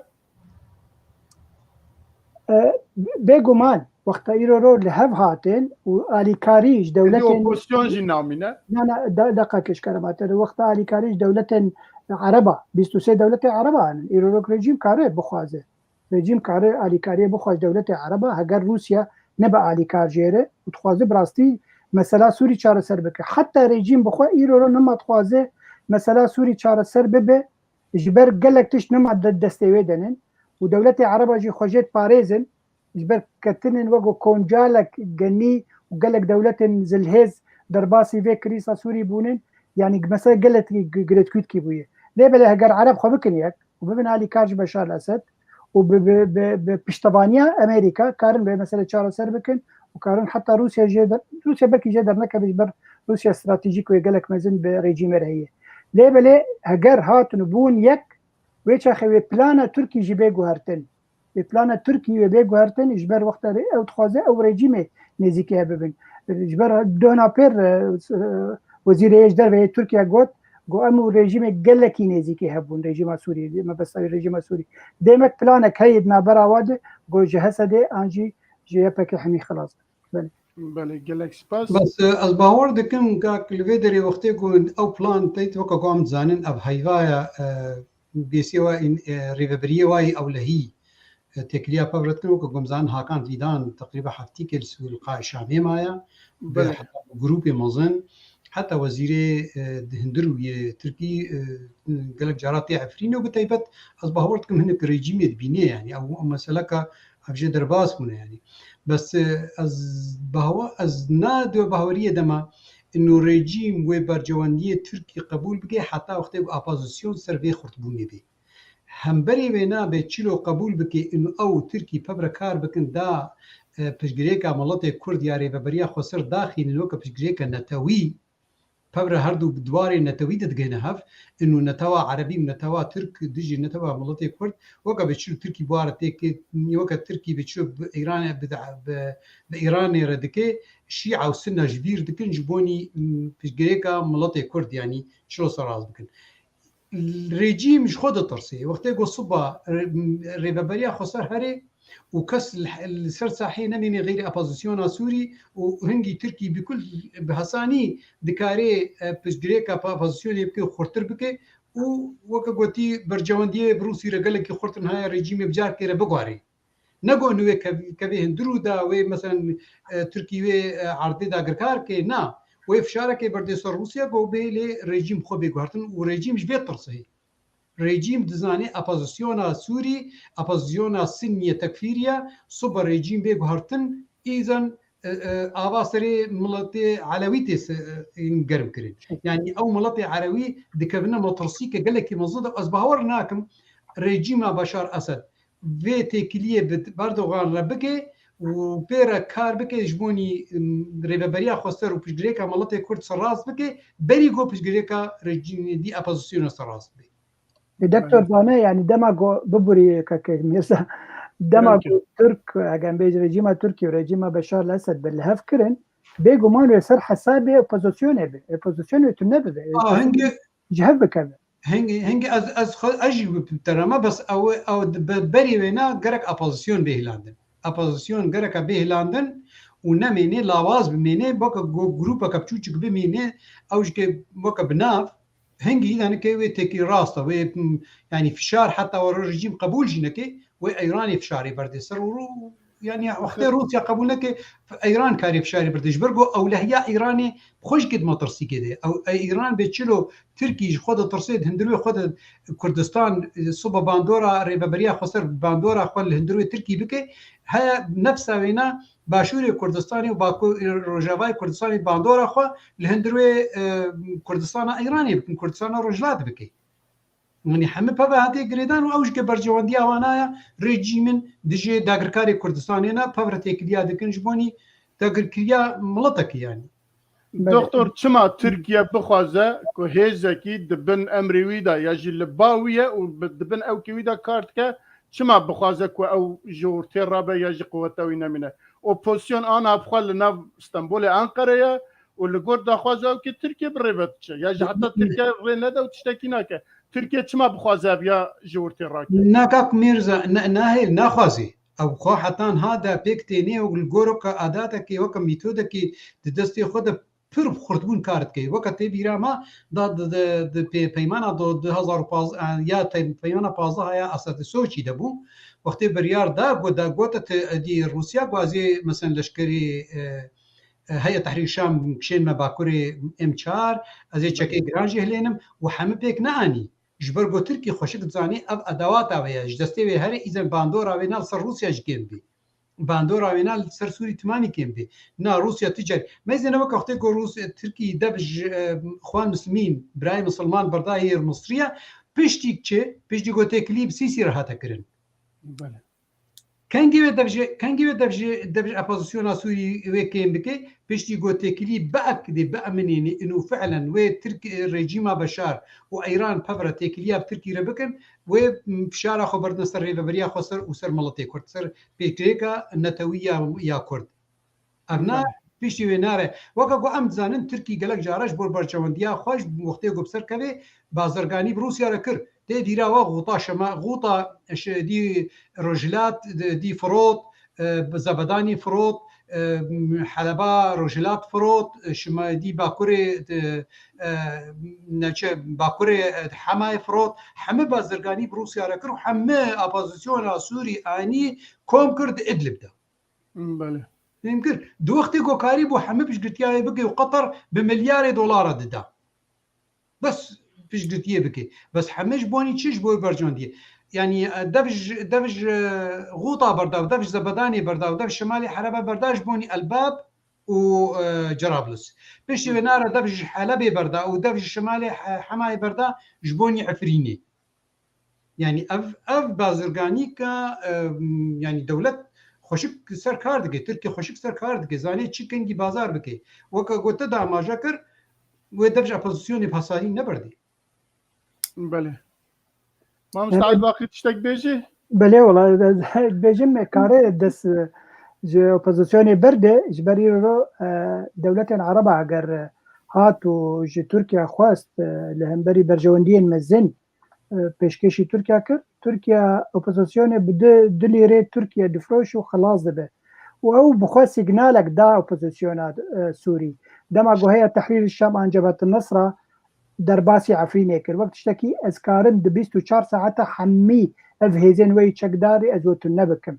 او سیگنال دا وقت او سیگنال ده کار پیشروجی وی سیگنال پیک ورینه اگر برجواندی ترکیه مزن به دولت عرباره جبري رو نيزيبونا قالك نابرة تركيا ومصر شيبو نابرة تركيا وسعودية شيبو ديما تشتك هي تشتك بناب بن ماسيد هي انجي بيشروجه ده وتشتكي مزن شيبو بله يعني تو معناه انها هيج وقت ويناتيه بيجومان بله. دريدي بله قال لك سباس ام بن خاله خوي دني هند زانن بيستي مهي بالا فرن تركيا چون وان درن كما باس كل وان درا خستن لبشتي وي وكي انا كسا كو هيزكيه ياجي خو هيزكي كردستاني ل روجاواي كردستان دبينه وجبون قال لك بارتي ورخستني كردستاني بيكاتيه بشتي وي سيروش چاروش بيانك دردخه ودوي بياني دا ام سر نافاروكا بيان جي باخفن هيزكي كو او قصا او دبينه چوا دبکو پشت سه روز 4 روزی بیانکی لدج ایریشن ترکیه درخه مربوط کرده یا چه شیرو ببکه وقت جناب و دکتر يعني قصة بيانا ريبا بريا خسر يا قصة نه انا كسب انا كسب انا كسي بله يعني پشت سه روز پشت ایریش سه روز بیان وان درکت زانن انا كسا او ناك حوجناك بحث بكم جناب ودي انجماني اجتماعي كردي براستي قال لك ورادا واركي او خد بيجيت بواركي سياسيه بس لاوازي قال لك ده يعني برياره بيقرك جهاله خرتر بانا يعني تلميذين شارعه كردي قال لك كيفاش قرتيا كربانا وقت قلنا يعني برياره بهر لاواز بانا يعني بريار وقت يقول درخص بيان درخص بانا قال لك بخرتر بانا وقرتر بانا يعني ده ميزنا تكليه بنا بائتلافيرا حتى انها سر اسطا قرك سري صدي 20 كيم بازده ائتلافي قرك انجماني او لهيبان يعني عفوا انجماني اجتماعي كردي بانا تدميزين دك هسيتني تدنا يا ددوا يعني بريارا بنا حتى انها ان او بريارا خرطه بنابي ملطكي يعني بيشقرتيا بيتكي قرك ولو بوي خرطبوني بانا طبعا تخي واركي سياسي تكليه سياسي دنا بيشروج مزيني بس باور دكم لاوازيك دبردها يعني قرك او خببيني يعني او بارچكر نگو ادبيجم او تمام او بارچكش تبقرا كردي او خبيني بربرتياري دي ملطيها نبس ريبريا خسر نبس يبكي يا باي دي يعني ايرو انجماني نجتماني كردي ام روشنبيري كرد ام تمام خبر برسياري دي ملطيها بين وقت تعداري دي تكرين قرك ام تمام يعني بريارة خرط بسطينا حتى تبيرا ما بريات حفتيك ما بيانا حزبي شيوعي تركي دي بقلك خرطر بوجيا انجماني نجتماني كردي براستي يعني ازمام عجماي يعني بيانا حزبي شيوعي تركي دهندوري تركي ده دجي تركي بقلك خرطر بو يعني ابناء جهم خابينيكي طبعا لبيدري تشد بيجن او مثلا تكليكا سياسيه انه يعني ناخذ تكليه حريه خب تركي رخد كانه ذكاري هرتمش جيب بقفتوغويا تركي يعني بيتر قزنجيه بكي تكي دريا انجما نبشي ائتلافيرا كاري بيتر قابنا باشتر بيني بابجي بس از وقتيغو از يعني دو وقتيغو انجماني ائتلاف دكاركي حتى انها تجاره من نقولتي انه لازم انجمان خوش ائتلافي بكشي بس دباكي دي كده دبي حفتها تاليدا ودوقتيغو ايريش سر عفريني هذا كرن وعفرين ستاندن ورولا انجماني درنكت ترول ندان انجماني هنجي ما خست جو ائتلاف بريارك عفوا انجمان ائتلافك بكشيني بيجي بي نقو أخوش ائتلاف دكشينم از ائتلاف طردتكم يعني أو خو بك خديه بالبرسياري ينقر شاوا يعني ونفسها بيناج نهاية كاري بيجي بريارك درخي بائتلاف مثلا كاري قلت كي بالتركي رجال كيفا خديه خيا كرن جبر قو نامه وقت قو بشي ائتلاف أو نامه يا ديجي تركيا ينقر يا أما ديركت يعني ديركتلي بيجي بتركي تيرو او لهيا ملطي كرت مامي تخيل لوازي يعني مترسيه ده دبن سها نولت ايريشي يا باكيتك يا ايريشي ريباريا خسردك ما هرما كردي تدبيني هرما باشوري كردستاني نفسها ايران بلودكي ايران حما عرضي بمبارانت كي بيولا اپوزيسيون ايراني الغرا يعني هرتم حسوجه كي بيدتك وقتی گونه سوژه یا پکی بنا یعنی پیدا بنا ری ببری اختر بی سوژه کی دی پیدا کردن جبرولش که ادمیزین بیانی انجمانی نشتمانی کردی براستی ندوی آسیدنا و از بهورد کم افساده مکش که گو شرعه کردی هنو بچه کی بچوک لو ادمیزین بله اگر نه سوژه یا پکی بیا دنها سوژه انا کسی بیا دولت ترکیه و سب گوتا ما مستعل باقی تو چت بیجیش بوی بله بگمان همین نوارکای پاشه دیسا باختن بله يعني هلوستك سياسية ودبلوماسية جانا كسي بيقومان أنا كسي رو أوجي لدجي هبونا بككي لرجاواي كردستانية يعني مثلاها قال لك قرنق الجمع أنا كسي دم أنا كسي بيانك وهادني بسينة بيتي نزمان أو دبيجي بانك كي لدولتنا بنتويدك دولتنا هليزدك بفي إريشا تركيا راوستينن و چاره سرکرنه که جی سوریا ببینن و بلا هیزن پککه خو بکشینن هرن ولاتی خو يعني فيد بيجي بيجومان يعني رحنا مجل سر هي جرك جولو بهستر باو بيان جبر بيان دي دركتن مثلا بيانا كردن دربي ولا دركتن يعني اي كرد يعني كردن اوروبا يو اس كرد كردن امريكا كندا كرد او بيانك دركت قال لك بهزبو قال لك تشت وقو بيجن شروع ذكرن سراز ذكرن دخست جو دولتن نتوي دولتن نتوي يكسر درباسي سوريا ببن و تركيا راوستينن وشار سركرنا كيل سر مثلا اگه بيجن كيشه كيدنا برا ريبريا خسرو تركيا دغه چاره سر به رنگه کی اشتيانه يعني قالك دا خوازن وا خرتربون ج بيانا يا انا كسي هر وقت يجي بيانك دي دركت خلك ما كسن سر بخار بورم دكتور يك جوايه يا ريبين يعني واجي هلوستك قالك خوشك دا بس دي ساجي بقوتنا تاني نبس يمت خص انا كسي برنگه براكتيك خو بگين امريكا يعني رو كار بيجي يرو تشي دبه خو بگين تركيا يرو توقف هذاك خلك ما سيفيل جيتن كشتن بحنجتا بهانا يا بكاكيت خلك ما تكوجي ت بنقها ولات خرادك يرو جه غازي بنبكربون قال لك خلك ما يرو بغازن غاز خورنا خبز شدكن قربونه شدكن يعني قال لك تشتن ولات خرابويه نبس انه والله تشن كسين بكاكيت كوجي نا ما بس تركا خويا نا افتنيه نا انه بس بكاكي وي هريمي بروخينه وجديب لاوا عربا بينور دخيلك ديموغرافي جوهرتنا الديموغرافي تخ هريمي دي وكي دي جانا كسد هات خصن بكردستان ايره كردستان باشور تكليه دينه يرو غرك كردستان باشور تك سرخته بتركيا عرب غوتانا افقاسي نكاره روجاباي كردستاني بروخين انجي بمباران بك مثلا بوزيسيون بخوجي غرك هلوستك بستينه انه يرو تركي ريشي به هريمتك ما بس ما جي ما بس ما درخستنا بكاكيج به هريميه ام ندجي ملتي كردن بخور بيجين يعني حتى ترك بخوجي بيجين بام ندجي نتوانن ام دجي بس هيزك بارتي يعني لا بلا خوياي بيتخم برشعبي خو حرتم دكم بهانه جبو او يعني سياسه واستراتيجيه تركا جوهريما كردستان روجافا همين نمينه كرد لور نمينه تجربه كردستان باشور دوباره نبل وي هريبي جبر دوزانن جبر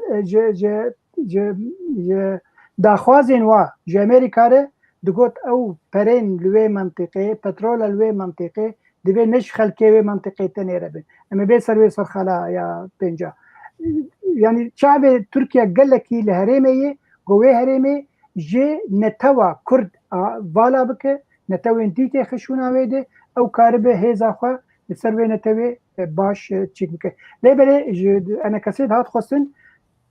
جيرو بيفي كرك ميكانيزم وي حاضر به جوهرات و يبكي ان زي بريا خسر خو بكشان 6 كيلومتر يرو غرك فالابونا غوتشي به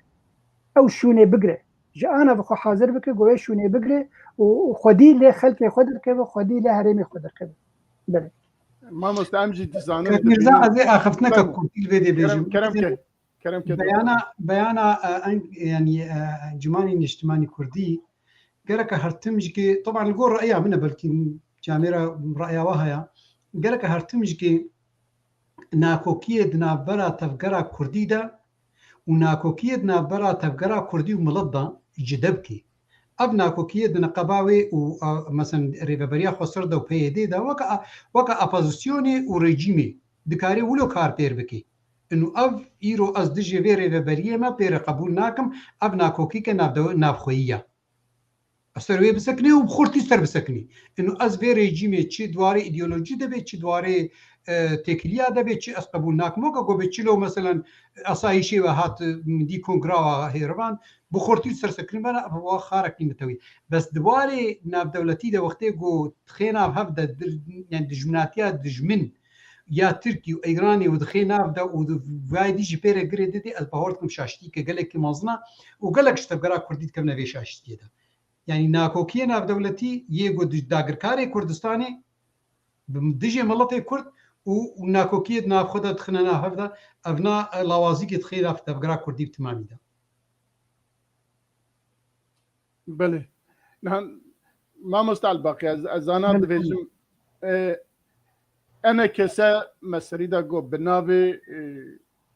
آزاد کرنا کردستان درکت یا میدان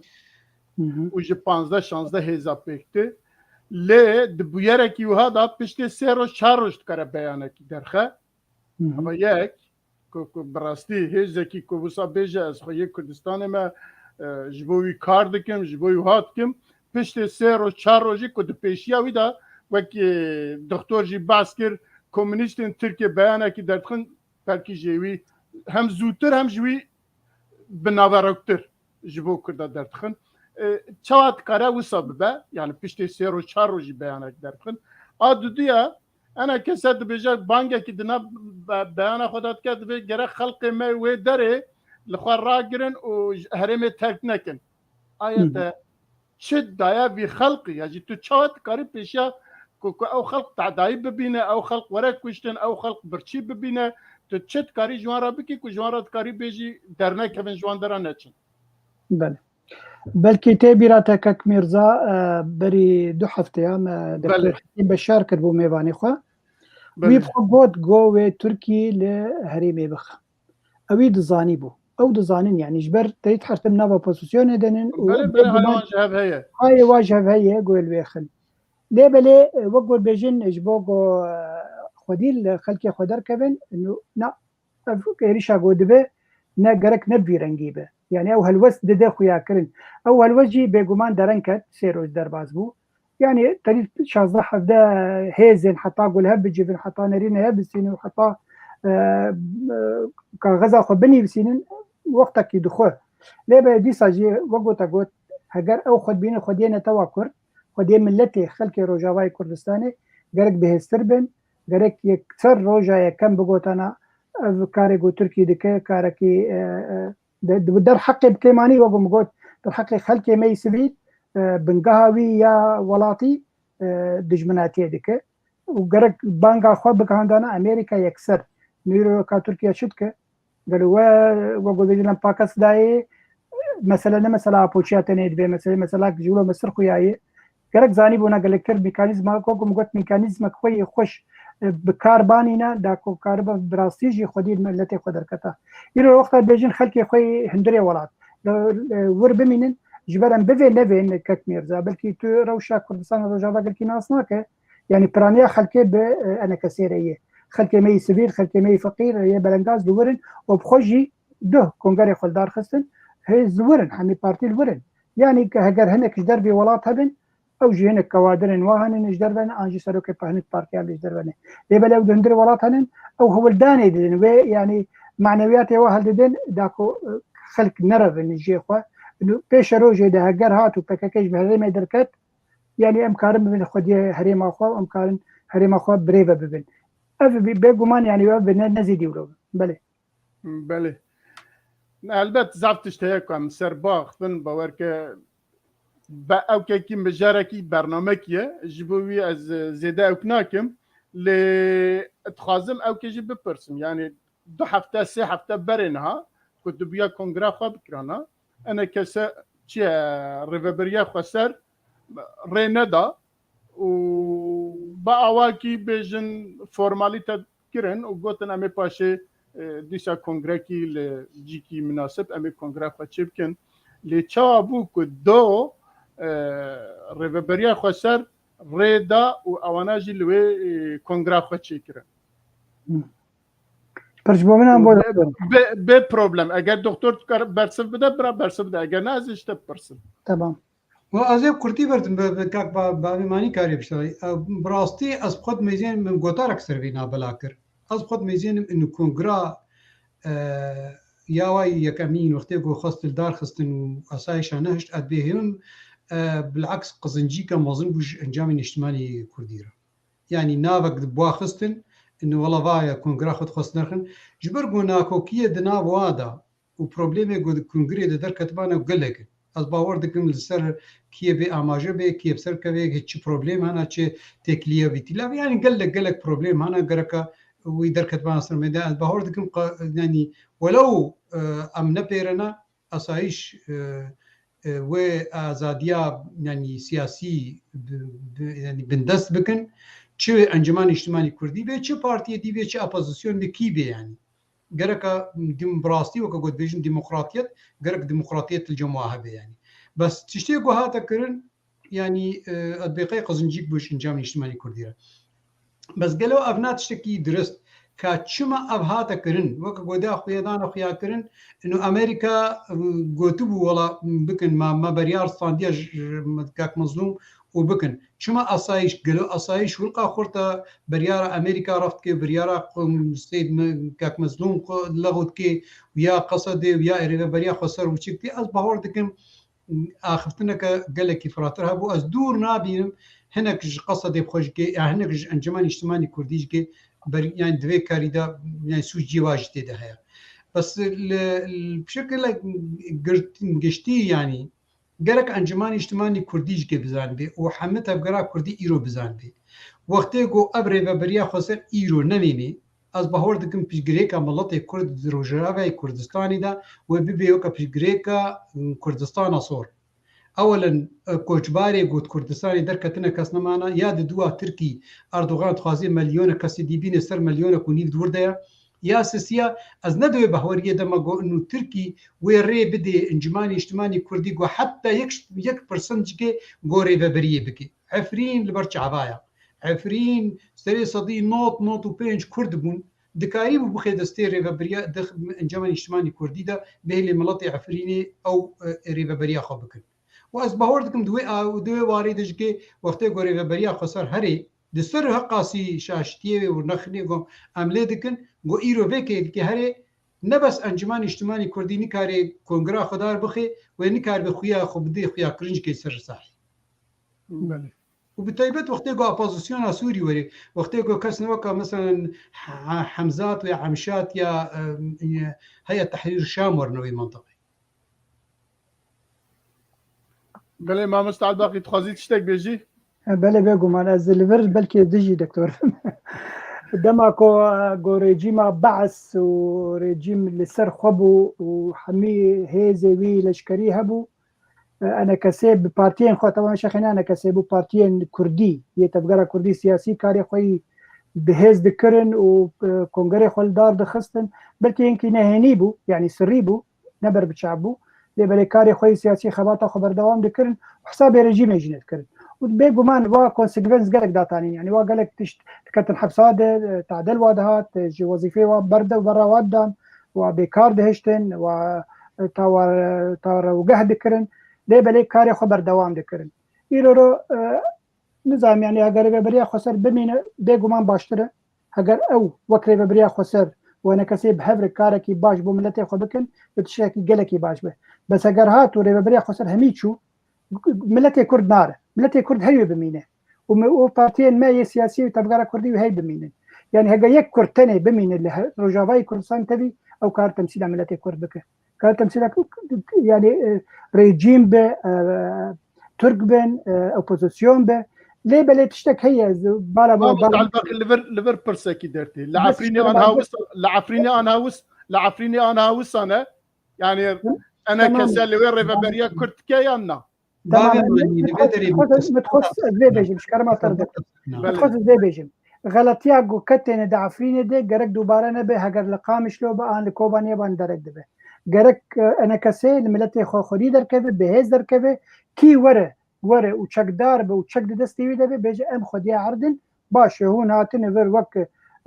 اگم بیجن داگیر کر هون هاتن وک خودی هون بونو خودی وی ولاتی او مثلا دنه بل ام خودی وی عردین خلکی وی عردین ام خو باريزن ام کارن اداره خو بکن بکیمانی اداره مدنی یا سیویلی يعني بله دخل بده انا خلق بچوجك اولا مثلا بچلو امج ريفبريا خسر دخازن انه بجي تفقرا كردي دي ده اماجه ببن وريفبريا بسر بخن ولوجيكي انجمان اجتماعي كردي نابي بربرسياري ملتي كرد وقتي كو خفراه نكي وجميع بارتي دي بجي دي كتي ده اماده نبن وفراه نبي وبريارا خو وبروجا خو نغهري يا خالا ديك بابي ماني از نغود بجم انه ملتي كرد هري ملتي كرد اب هزاري صالا معايا وبميني بس ايرو مكتسباتي جو كتن دستي ملتي كرد اوي هرن از بحسابيتكم يعني وقتي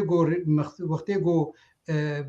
دیسه ام وگر نوی آستا بر صلاح هفته و شستی پارتی ما کردی دیسه بدزی ورن کار بکن دما که گم 5-6 سالی مریوبریا خسر مریوبریا کردی او عفوا تبگرا کردی بگران پاش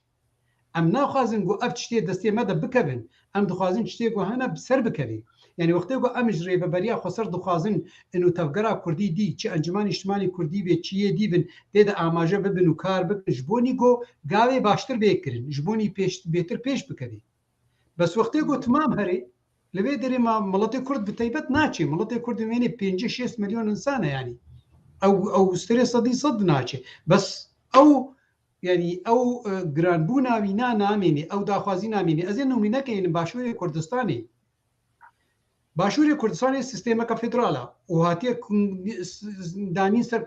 کنستیتوشن و داخوازی وانا ارمانجا وانا داخوازی هاندن و کرکوکستان و عرضه جغرافیا کردستانی به تمامی کتبن دسیوادا وقتی قلنا کوکی کتا نقباوادا نقباش كده تدميزينه سري صدي سهج عرضه كردستان يقدروا ندسي كردستاني ده مسألة فرده يعني مسألة وقتی گو ام دیجن ریوبریا خسر گرک انجمن اجتماعی کردی یدی بیکار به ابشی دستیوادا به پیش کبی بگه آستک گو براستی ایرانی که برسام الله کرد به پرسکا گرانبون یاد دواد هندروی سوری ده يعني سوری مگرم درش کردی سان که برسوی نرجع لازم از بهار دکم دكتور امتى دخوازه ما اوه که انا کسب وان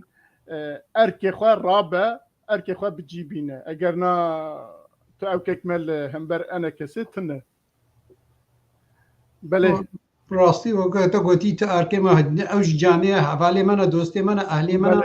اوج خودی نشتیمانی نه حج ولاتی خود کن وقت از بابی مالی تاب حج ولاتی خود کن يعني بس وقت گو امد بینن ام شاشتین بینن ام هیویت کن گواش اشتیا سراس جبوي دليماتيسي امجي داخواست كن جوان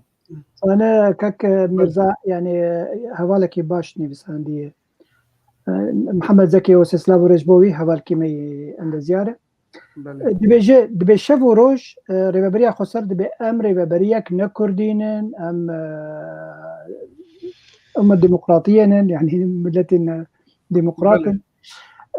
دو هزبار ما تشتخوند او الهام احمد قوتبو التجاري ام بيونديا بأنا كثير نادين جبر سياستك ما جدا هي جي سياستها يعني او ناخوازن حتى بعرب رجناتي خوش خوبه بنابي افتشتكي نورمالا ايديولوجيك خاص بوايا يك قوتي اممي كانو درتن طبايك وەکە گۆ دەستپێکی دیژ مەشتغالی بوو سوورە مەگەم شتغالێتە شکر خمناك دكتور بس وقتها يكوا بيجي تشاوا كاري جاش خور بك هفالو دوست يعني قرك وجي نرمن دي سياسة خده اگر براستي سياسة مدارن إلى روخت فلاها قبول دك وتعربها قبول دك شما كردي خو قبلناك ديما فرصك هي جوا كردا او كردي مخلصن او كردي نتو پرورن او كردي جو روجا كشونا تبغرنج برت غلطو او راستن جبر فيها بجواب ترسن بابا معني مسألة سياسة يعني دي سياسة دا يعني نينا قالك جرا دجمن بفركار دكي يما بريا دهيا بريا هيفكي تديد ميزانية كي بتشي جندي سروكي الصيني وبايدن فبر نشلون تكلي فبر كرن آخرتنا كرن يعني وقتی کو سیاست بمشین کارن يعني خالن هنا يد بيجنا خالي وحدو درباز دكن كارن سروا خراب سكن ام نابيجن ولا كاورن ريفابريا خسر دعوة انجام اجتماعي كردي بخا بارچك جندوري ريفابريا نا بس خالن هنا جو تكليه ببربكن هكا ام تخوازن جوانا ديمقراطيكيه جو دعوه دكن وهي ديمقراطيه بمشين هالبجارتن تشيبن يعني وقت قد ام قبول ناكن ايديولوجيا قبول ناكن بس دكار الريفابريه با كارن تكليه بينكرن يعني بتشلو تخوازي مكوني عرب بخي بارچك جوينا تبقرا كرديش كي وقت مكونه كي كردي او جي بارچك جوي ريفابريه بله گله سپاس ام ویاج درباز بکن جبر کو ام هرگاف انا کسی باخفن در او که خدا حتی که ام بگیجنه به هفرا بگیجنه انجامه کی به انا کسی را دکتر اگر ما مست اگر تشتکی تایبتی تنبه کتو بیج دویواری ده اگر نام درباز خالد نبن حرار خالدش بردماتنا ما از باور زارم دمام نماش بوی از دی کتمه اوکا بله فرمز استرسه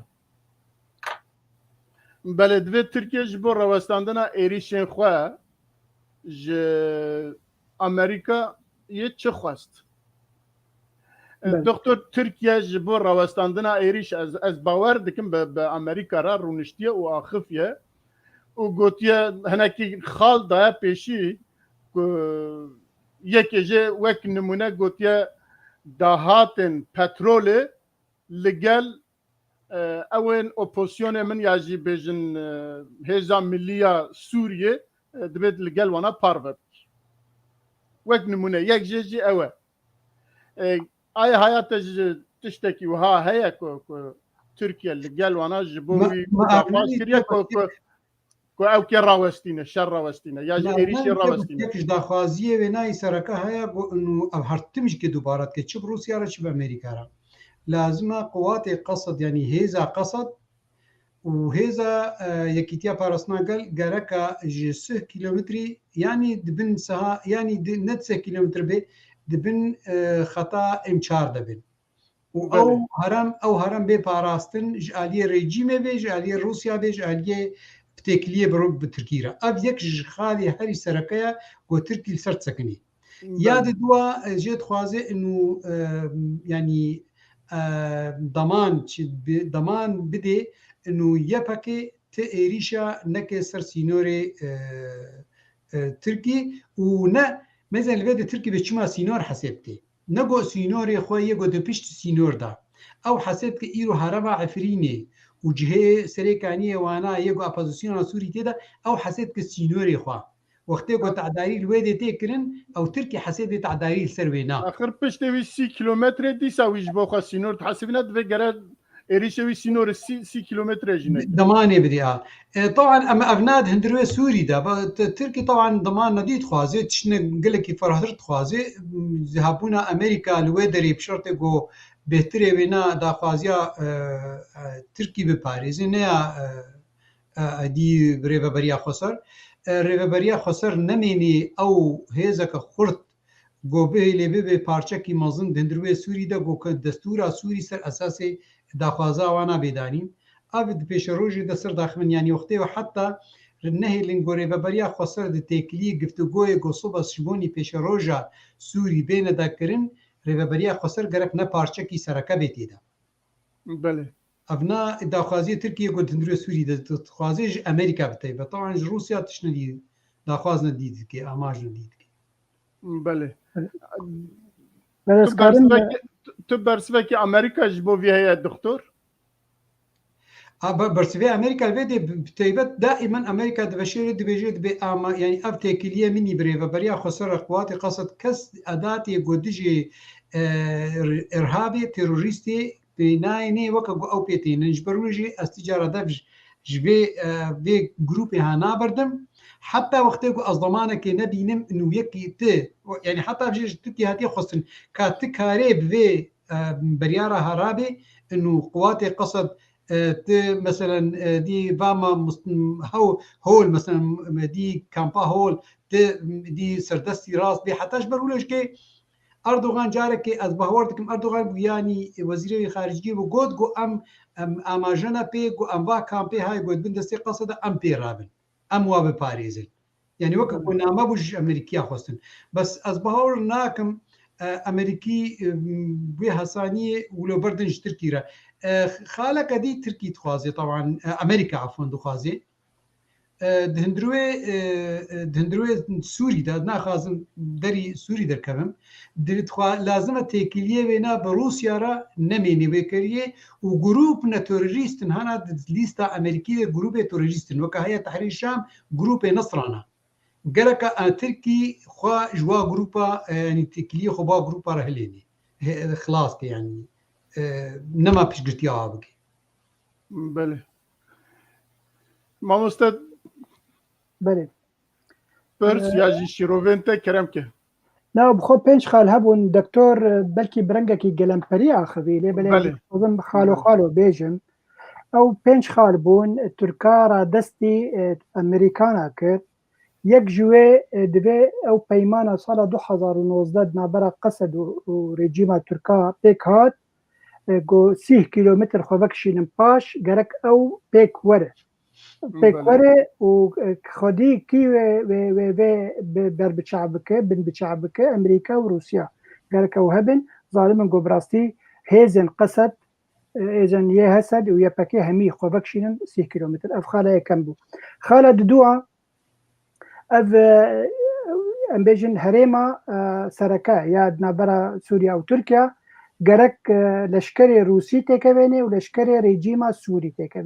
تکوین شوناواده اف خالت دوا بو خالت سیا گرک 10 کادرین پککی بین بدست پیکانین یعنی واببن جو سوریا و تسلیمی ترکیا بکن عین دانین 10 کادرین پککی خویای ناون جمعهنن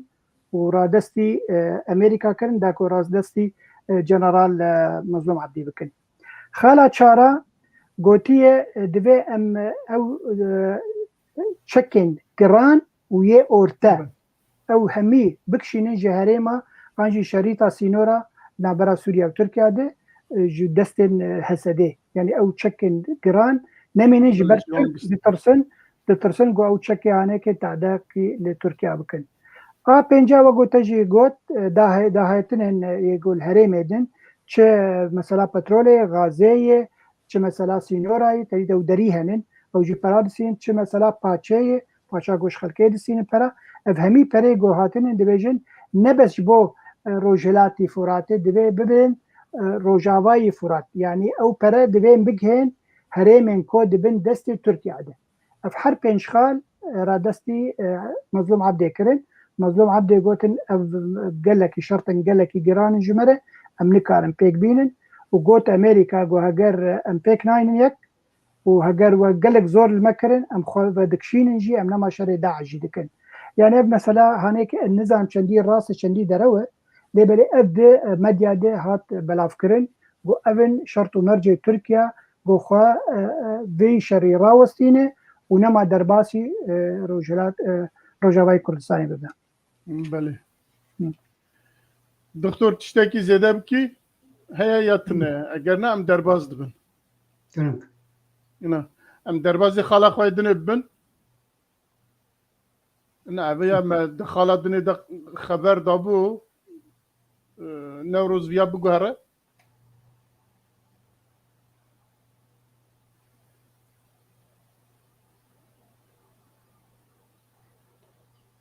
نه نوروز بجه خالی ما یدی نمانه لگورمنت تشتی که مجره گوتیه اگر هبن گوتنه و داویه یا جی ماموستا تشتکی که ببیرته هبو او انه شما امريكا وروسيا بدنگ معنن درباري في مسألة همي ما انا بگشتی خبر داولی ام جاردن باخفن اري بولو كورتي اسكارم بيجم يعني ابخوا بيمانه كيد نابرا روسيا وتركيا ده تركيا ده مثلا درباس كرنات تركيا جبو هريما وقا ما قلت كوبانيا وترفعت من بيج لهمبري لمقابلي تشي تجاري روسيا وبرجواندية الرجيم السوري نا خبر شعبي خو رجيم برجواندية خود خبر شعبه دقو تركيا در فتح بده بالا فرن ما يجال ازمان ويده از بفرم يعني روسيا بين سوريا جبرناتو منع كربو يعني قد خكربو فرن روسي سر زمان تركيا درباس يرو لهمبري في مسألة جو قزنج بك در فتح دو تركيا جو درباسي وي هريمن دقل جو هريم يعني بيجن كوباني ومن بيجو ترفعت دبن دسته هيزن حسد يديه ودبن هيزن روساد وريجيم يديه حتى ويجي قبول دك انه ترك درباسي وي هريم ببن لهمبري جو برجواندين روسيا بيكورن بيجو من مثلا سوريا واوكرانيا قال لكي جريدانك مزن هيد نابرا واده جبر هردو اكتوري مزن اگم بيجن روسيا وامريكا جي هردو ولاطا ده يسركنن او مسألة ماشينن اجا برجواندي انواع قول اوكرانيا نمشي بسوريا بمشي انجل سوريا بمشي اوكرانيا نمشي وكسل دنا برافا هرسي هردو ولاطا ده تركيا يرو تركيا جا قزنجك وقول دكتور محمود دسبيكا خلك جوت جو تركيا قزنجي كمزن جو روسيا جدك وجا امريكا دك وقتها هل وسط حرد ولاط المزن ازلاوازه بله دكتور ام هاتن داویه برنامه خود تشتکی تشتکی گیاجی بجی کاک میرزا تشتکی نو او دروجا درکتی سر میدانی براسی گلک هناك ميديا سر آخفت الكسندر لافريف آخفتنا غريب كرغود جو افدما كدريجا نا تكليه نقبا نا براما او امريكا دا سر پشگریکا سوری سکنینا ام ندخوازن گوه تکليه و دریا بکن دیسانه که امورن گفتگویا بکن سر پیش روژا سوری او بخوا دبنگها خدا جوخته گو پشگریکا سوری چه و حتی وی کلیکه تجارة گفتگو دنابرا امريكا وروسيا دچه نبو سروار سياسي سر پیش رجا سوري هرتمج که تشتي گفته گوی گو هاتنا کرن دواري اولهی دنا يعني امن و دواري لشکری دنا تيكليه وانا پورهبون بشكل روزانا تنكر اب اخفتنا هاي گوته کرن دمکه گو انو روسيا هيديا وش تركي قطبوا انو كاربه فشاره که بردستر امريكا دا امريكا پیشگرتیا وش قصد رکیم کی تو خوازه وجه دریا خوبا او دا خوازی نگو سر پیش روژا سوری خوازی لورانتیف نه سر پیش روژا سوری خوستیا دو خوازی تکلیا گفتگویا بکه به امریکا سر پیش روژا قصدی سر پیش روژا ریوبریا خسر دا بخی واره کی سیاسی دا ان تو پیش گرتیا وینا دواری لشکری داد که و دواری دی ریوبری جد که وقتی کو رژیم خوازی وری بکوی هندرو د دوار کی ریوبری بشكل كي اندركت امريكا دجت سكني تنكر اخفتناها يعني كاري بيجي بيشجريكا تركي رج داخوازا تركي رج وفشاره كسر امريكا بس امريكا طبعا رداوينا هاتير كرن دي بيجي تجاره تكليه بروسيا رنافكه جبرغو تكليه جو بين بكرن ويسر بيشروجا اوكرانيا بي او يكش خالي وينايا او تكليه بكرن وتكليه بيشتي جو روسيا خوش اوكرانيا بكشيني دمك جو سوريا بالنسبه امريكا را سوريا بالنسبه امريكا را بارچه بچوچكا د استراتيجيه مزنده چه دیا رجوات ناوی ده چه دیا اروپی ده بیشگه و جو وقتی گو امریکا روسیا به پارچه هب چوجه پکتینی ناگه و یعنی وضعی گو ان امریکا که و باندوری لید میزنی والله بکه مثلا پیشگیری سوری بکه پیشگیری که گرینگ سروی اساس سروی استه و تکیدیا روسیا را بکه بله اف نامه از بهور دکم نامکا وکا گوتی سیاسی بو بس يعني دي خويا كرنت علي كده انه ريفبريا خسر براستي باندورا وجرانبونا وهايا تشستر تركي بيت تشستر ريجيم بيت تشستر هبونا امريكا هبونا روسيا بيت هندرو سوريا يعني ابها جركا تبقرا كردي تمام كي بزان بين جو ام كاربن يعني دناف خدا گرانبوونەکە خورتر بکن گۆشتەوە پێشە ڕۆژە هەرمێ پرۆژەکە خورتر دەینن ji بۆنی بکنا هەرەمەکە کوردستانی فدرالیەکە کوردی گۆ وەختێ گۆ داخوازیش ئەمریکا بێکردن و پشتگirtiya me duwarekî siyasî de bike piştgirtiya herema Kurdistanê federal bike pêşe roja Sûrî de di asteka siyasî de ji asta leşkerî bibe asteka siyasî. Belê doktor gelekî spas malava eger gotinekî dawî tune be ez herwiha ji gotineme spasiya dikim spasiya bavêmanî dikim bînerê hêjara mixabil min ti axirtnê wana nedîtin xıyanet kir ser ekranê cem amara. Belê gelek spas ji bo cenabê te jî ku tu bûyî mêvanê me ava 2 saete bi me rayî û li gor bûyeran şîrovetkî û be jîwa lîva pêşiya me didî ronîkirin gelek spas mala te ava her hebî. Mamosta Elbaqî cenabê te tiştekî ku bêje? Rêwlas xwazim spasiya hemî kesên gojmer nivîsandin spas gelekî gelek bi rastî şerovekirinê wa û pirsên wa jî hebûn manî ziman yekî tenê pirsek kir goka projeya enekesê çi pêşe rojê de yekî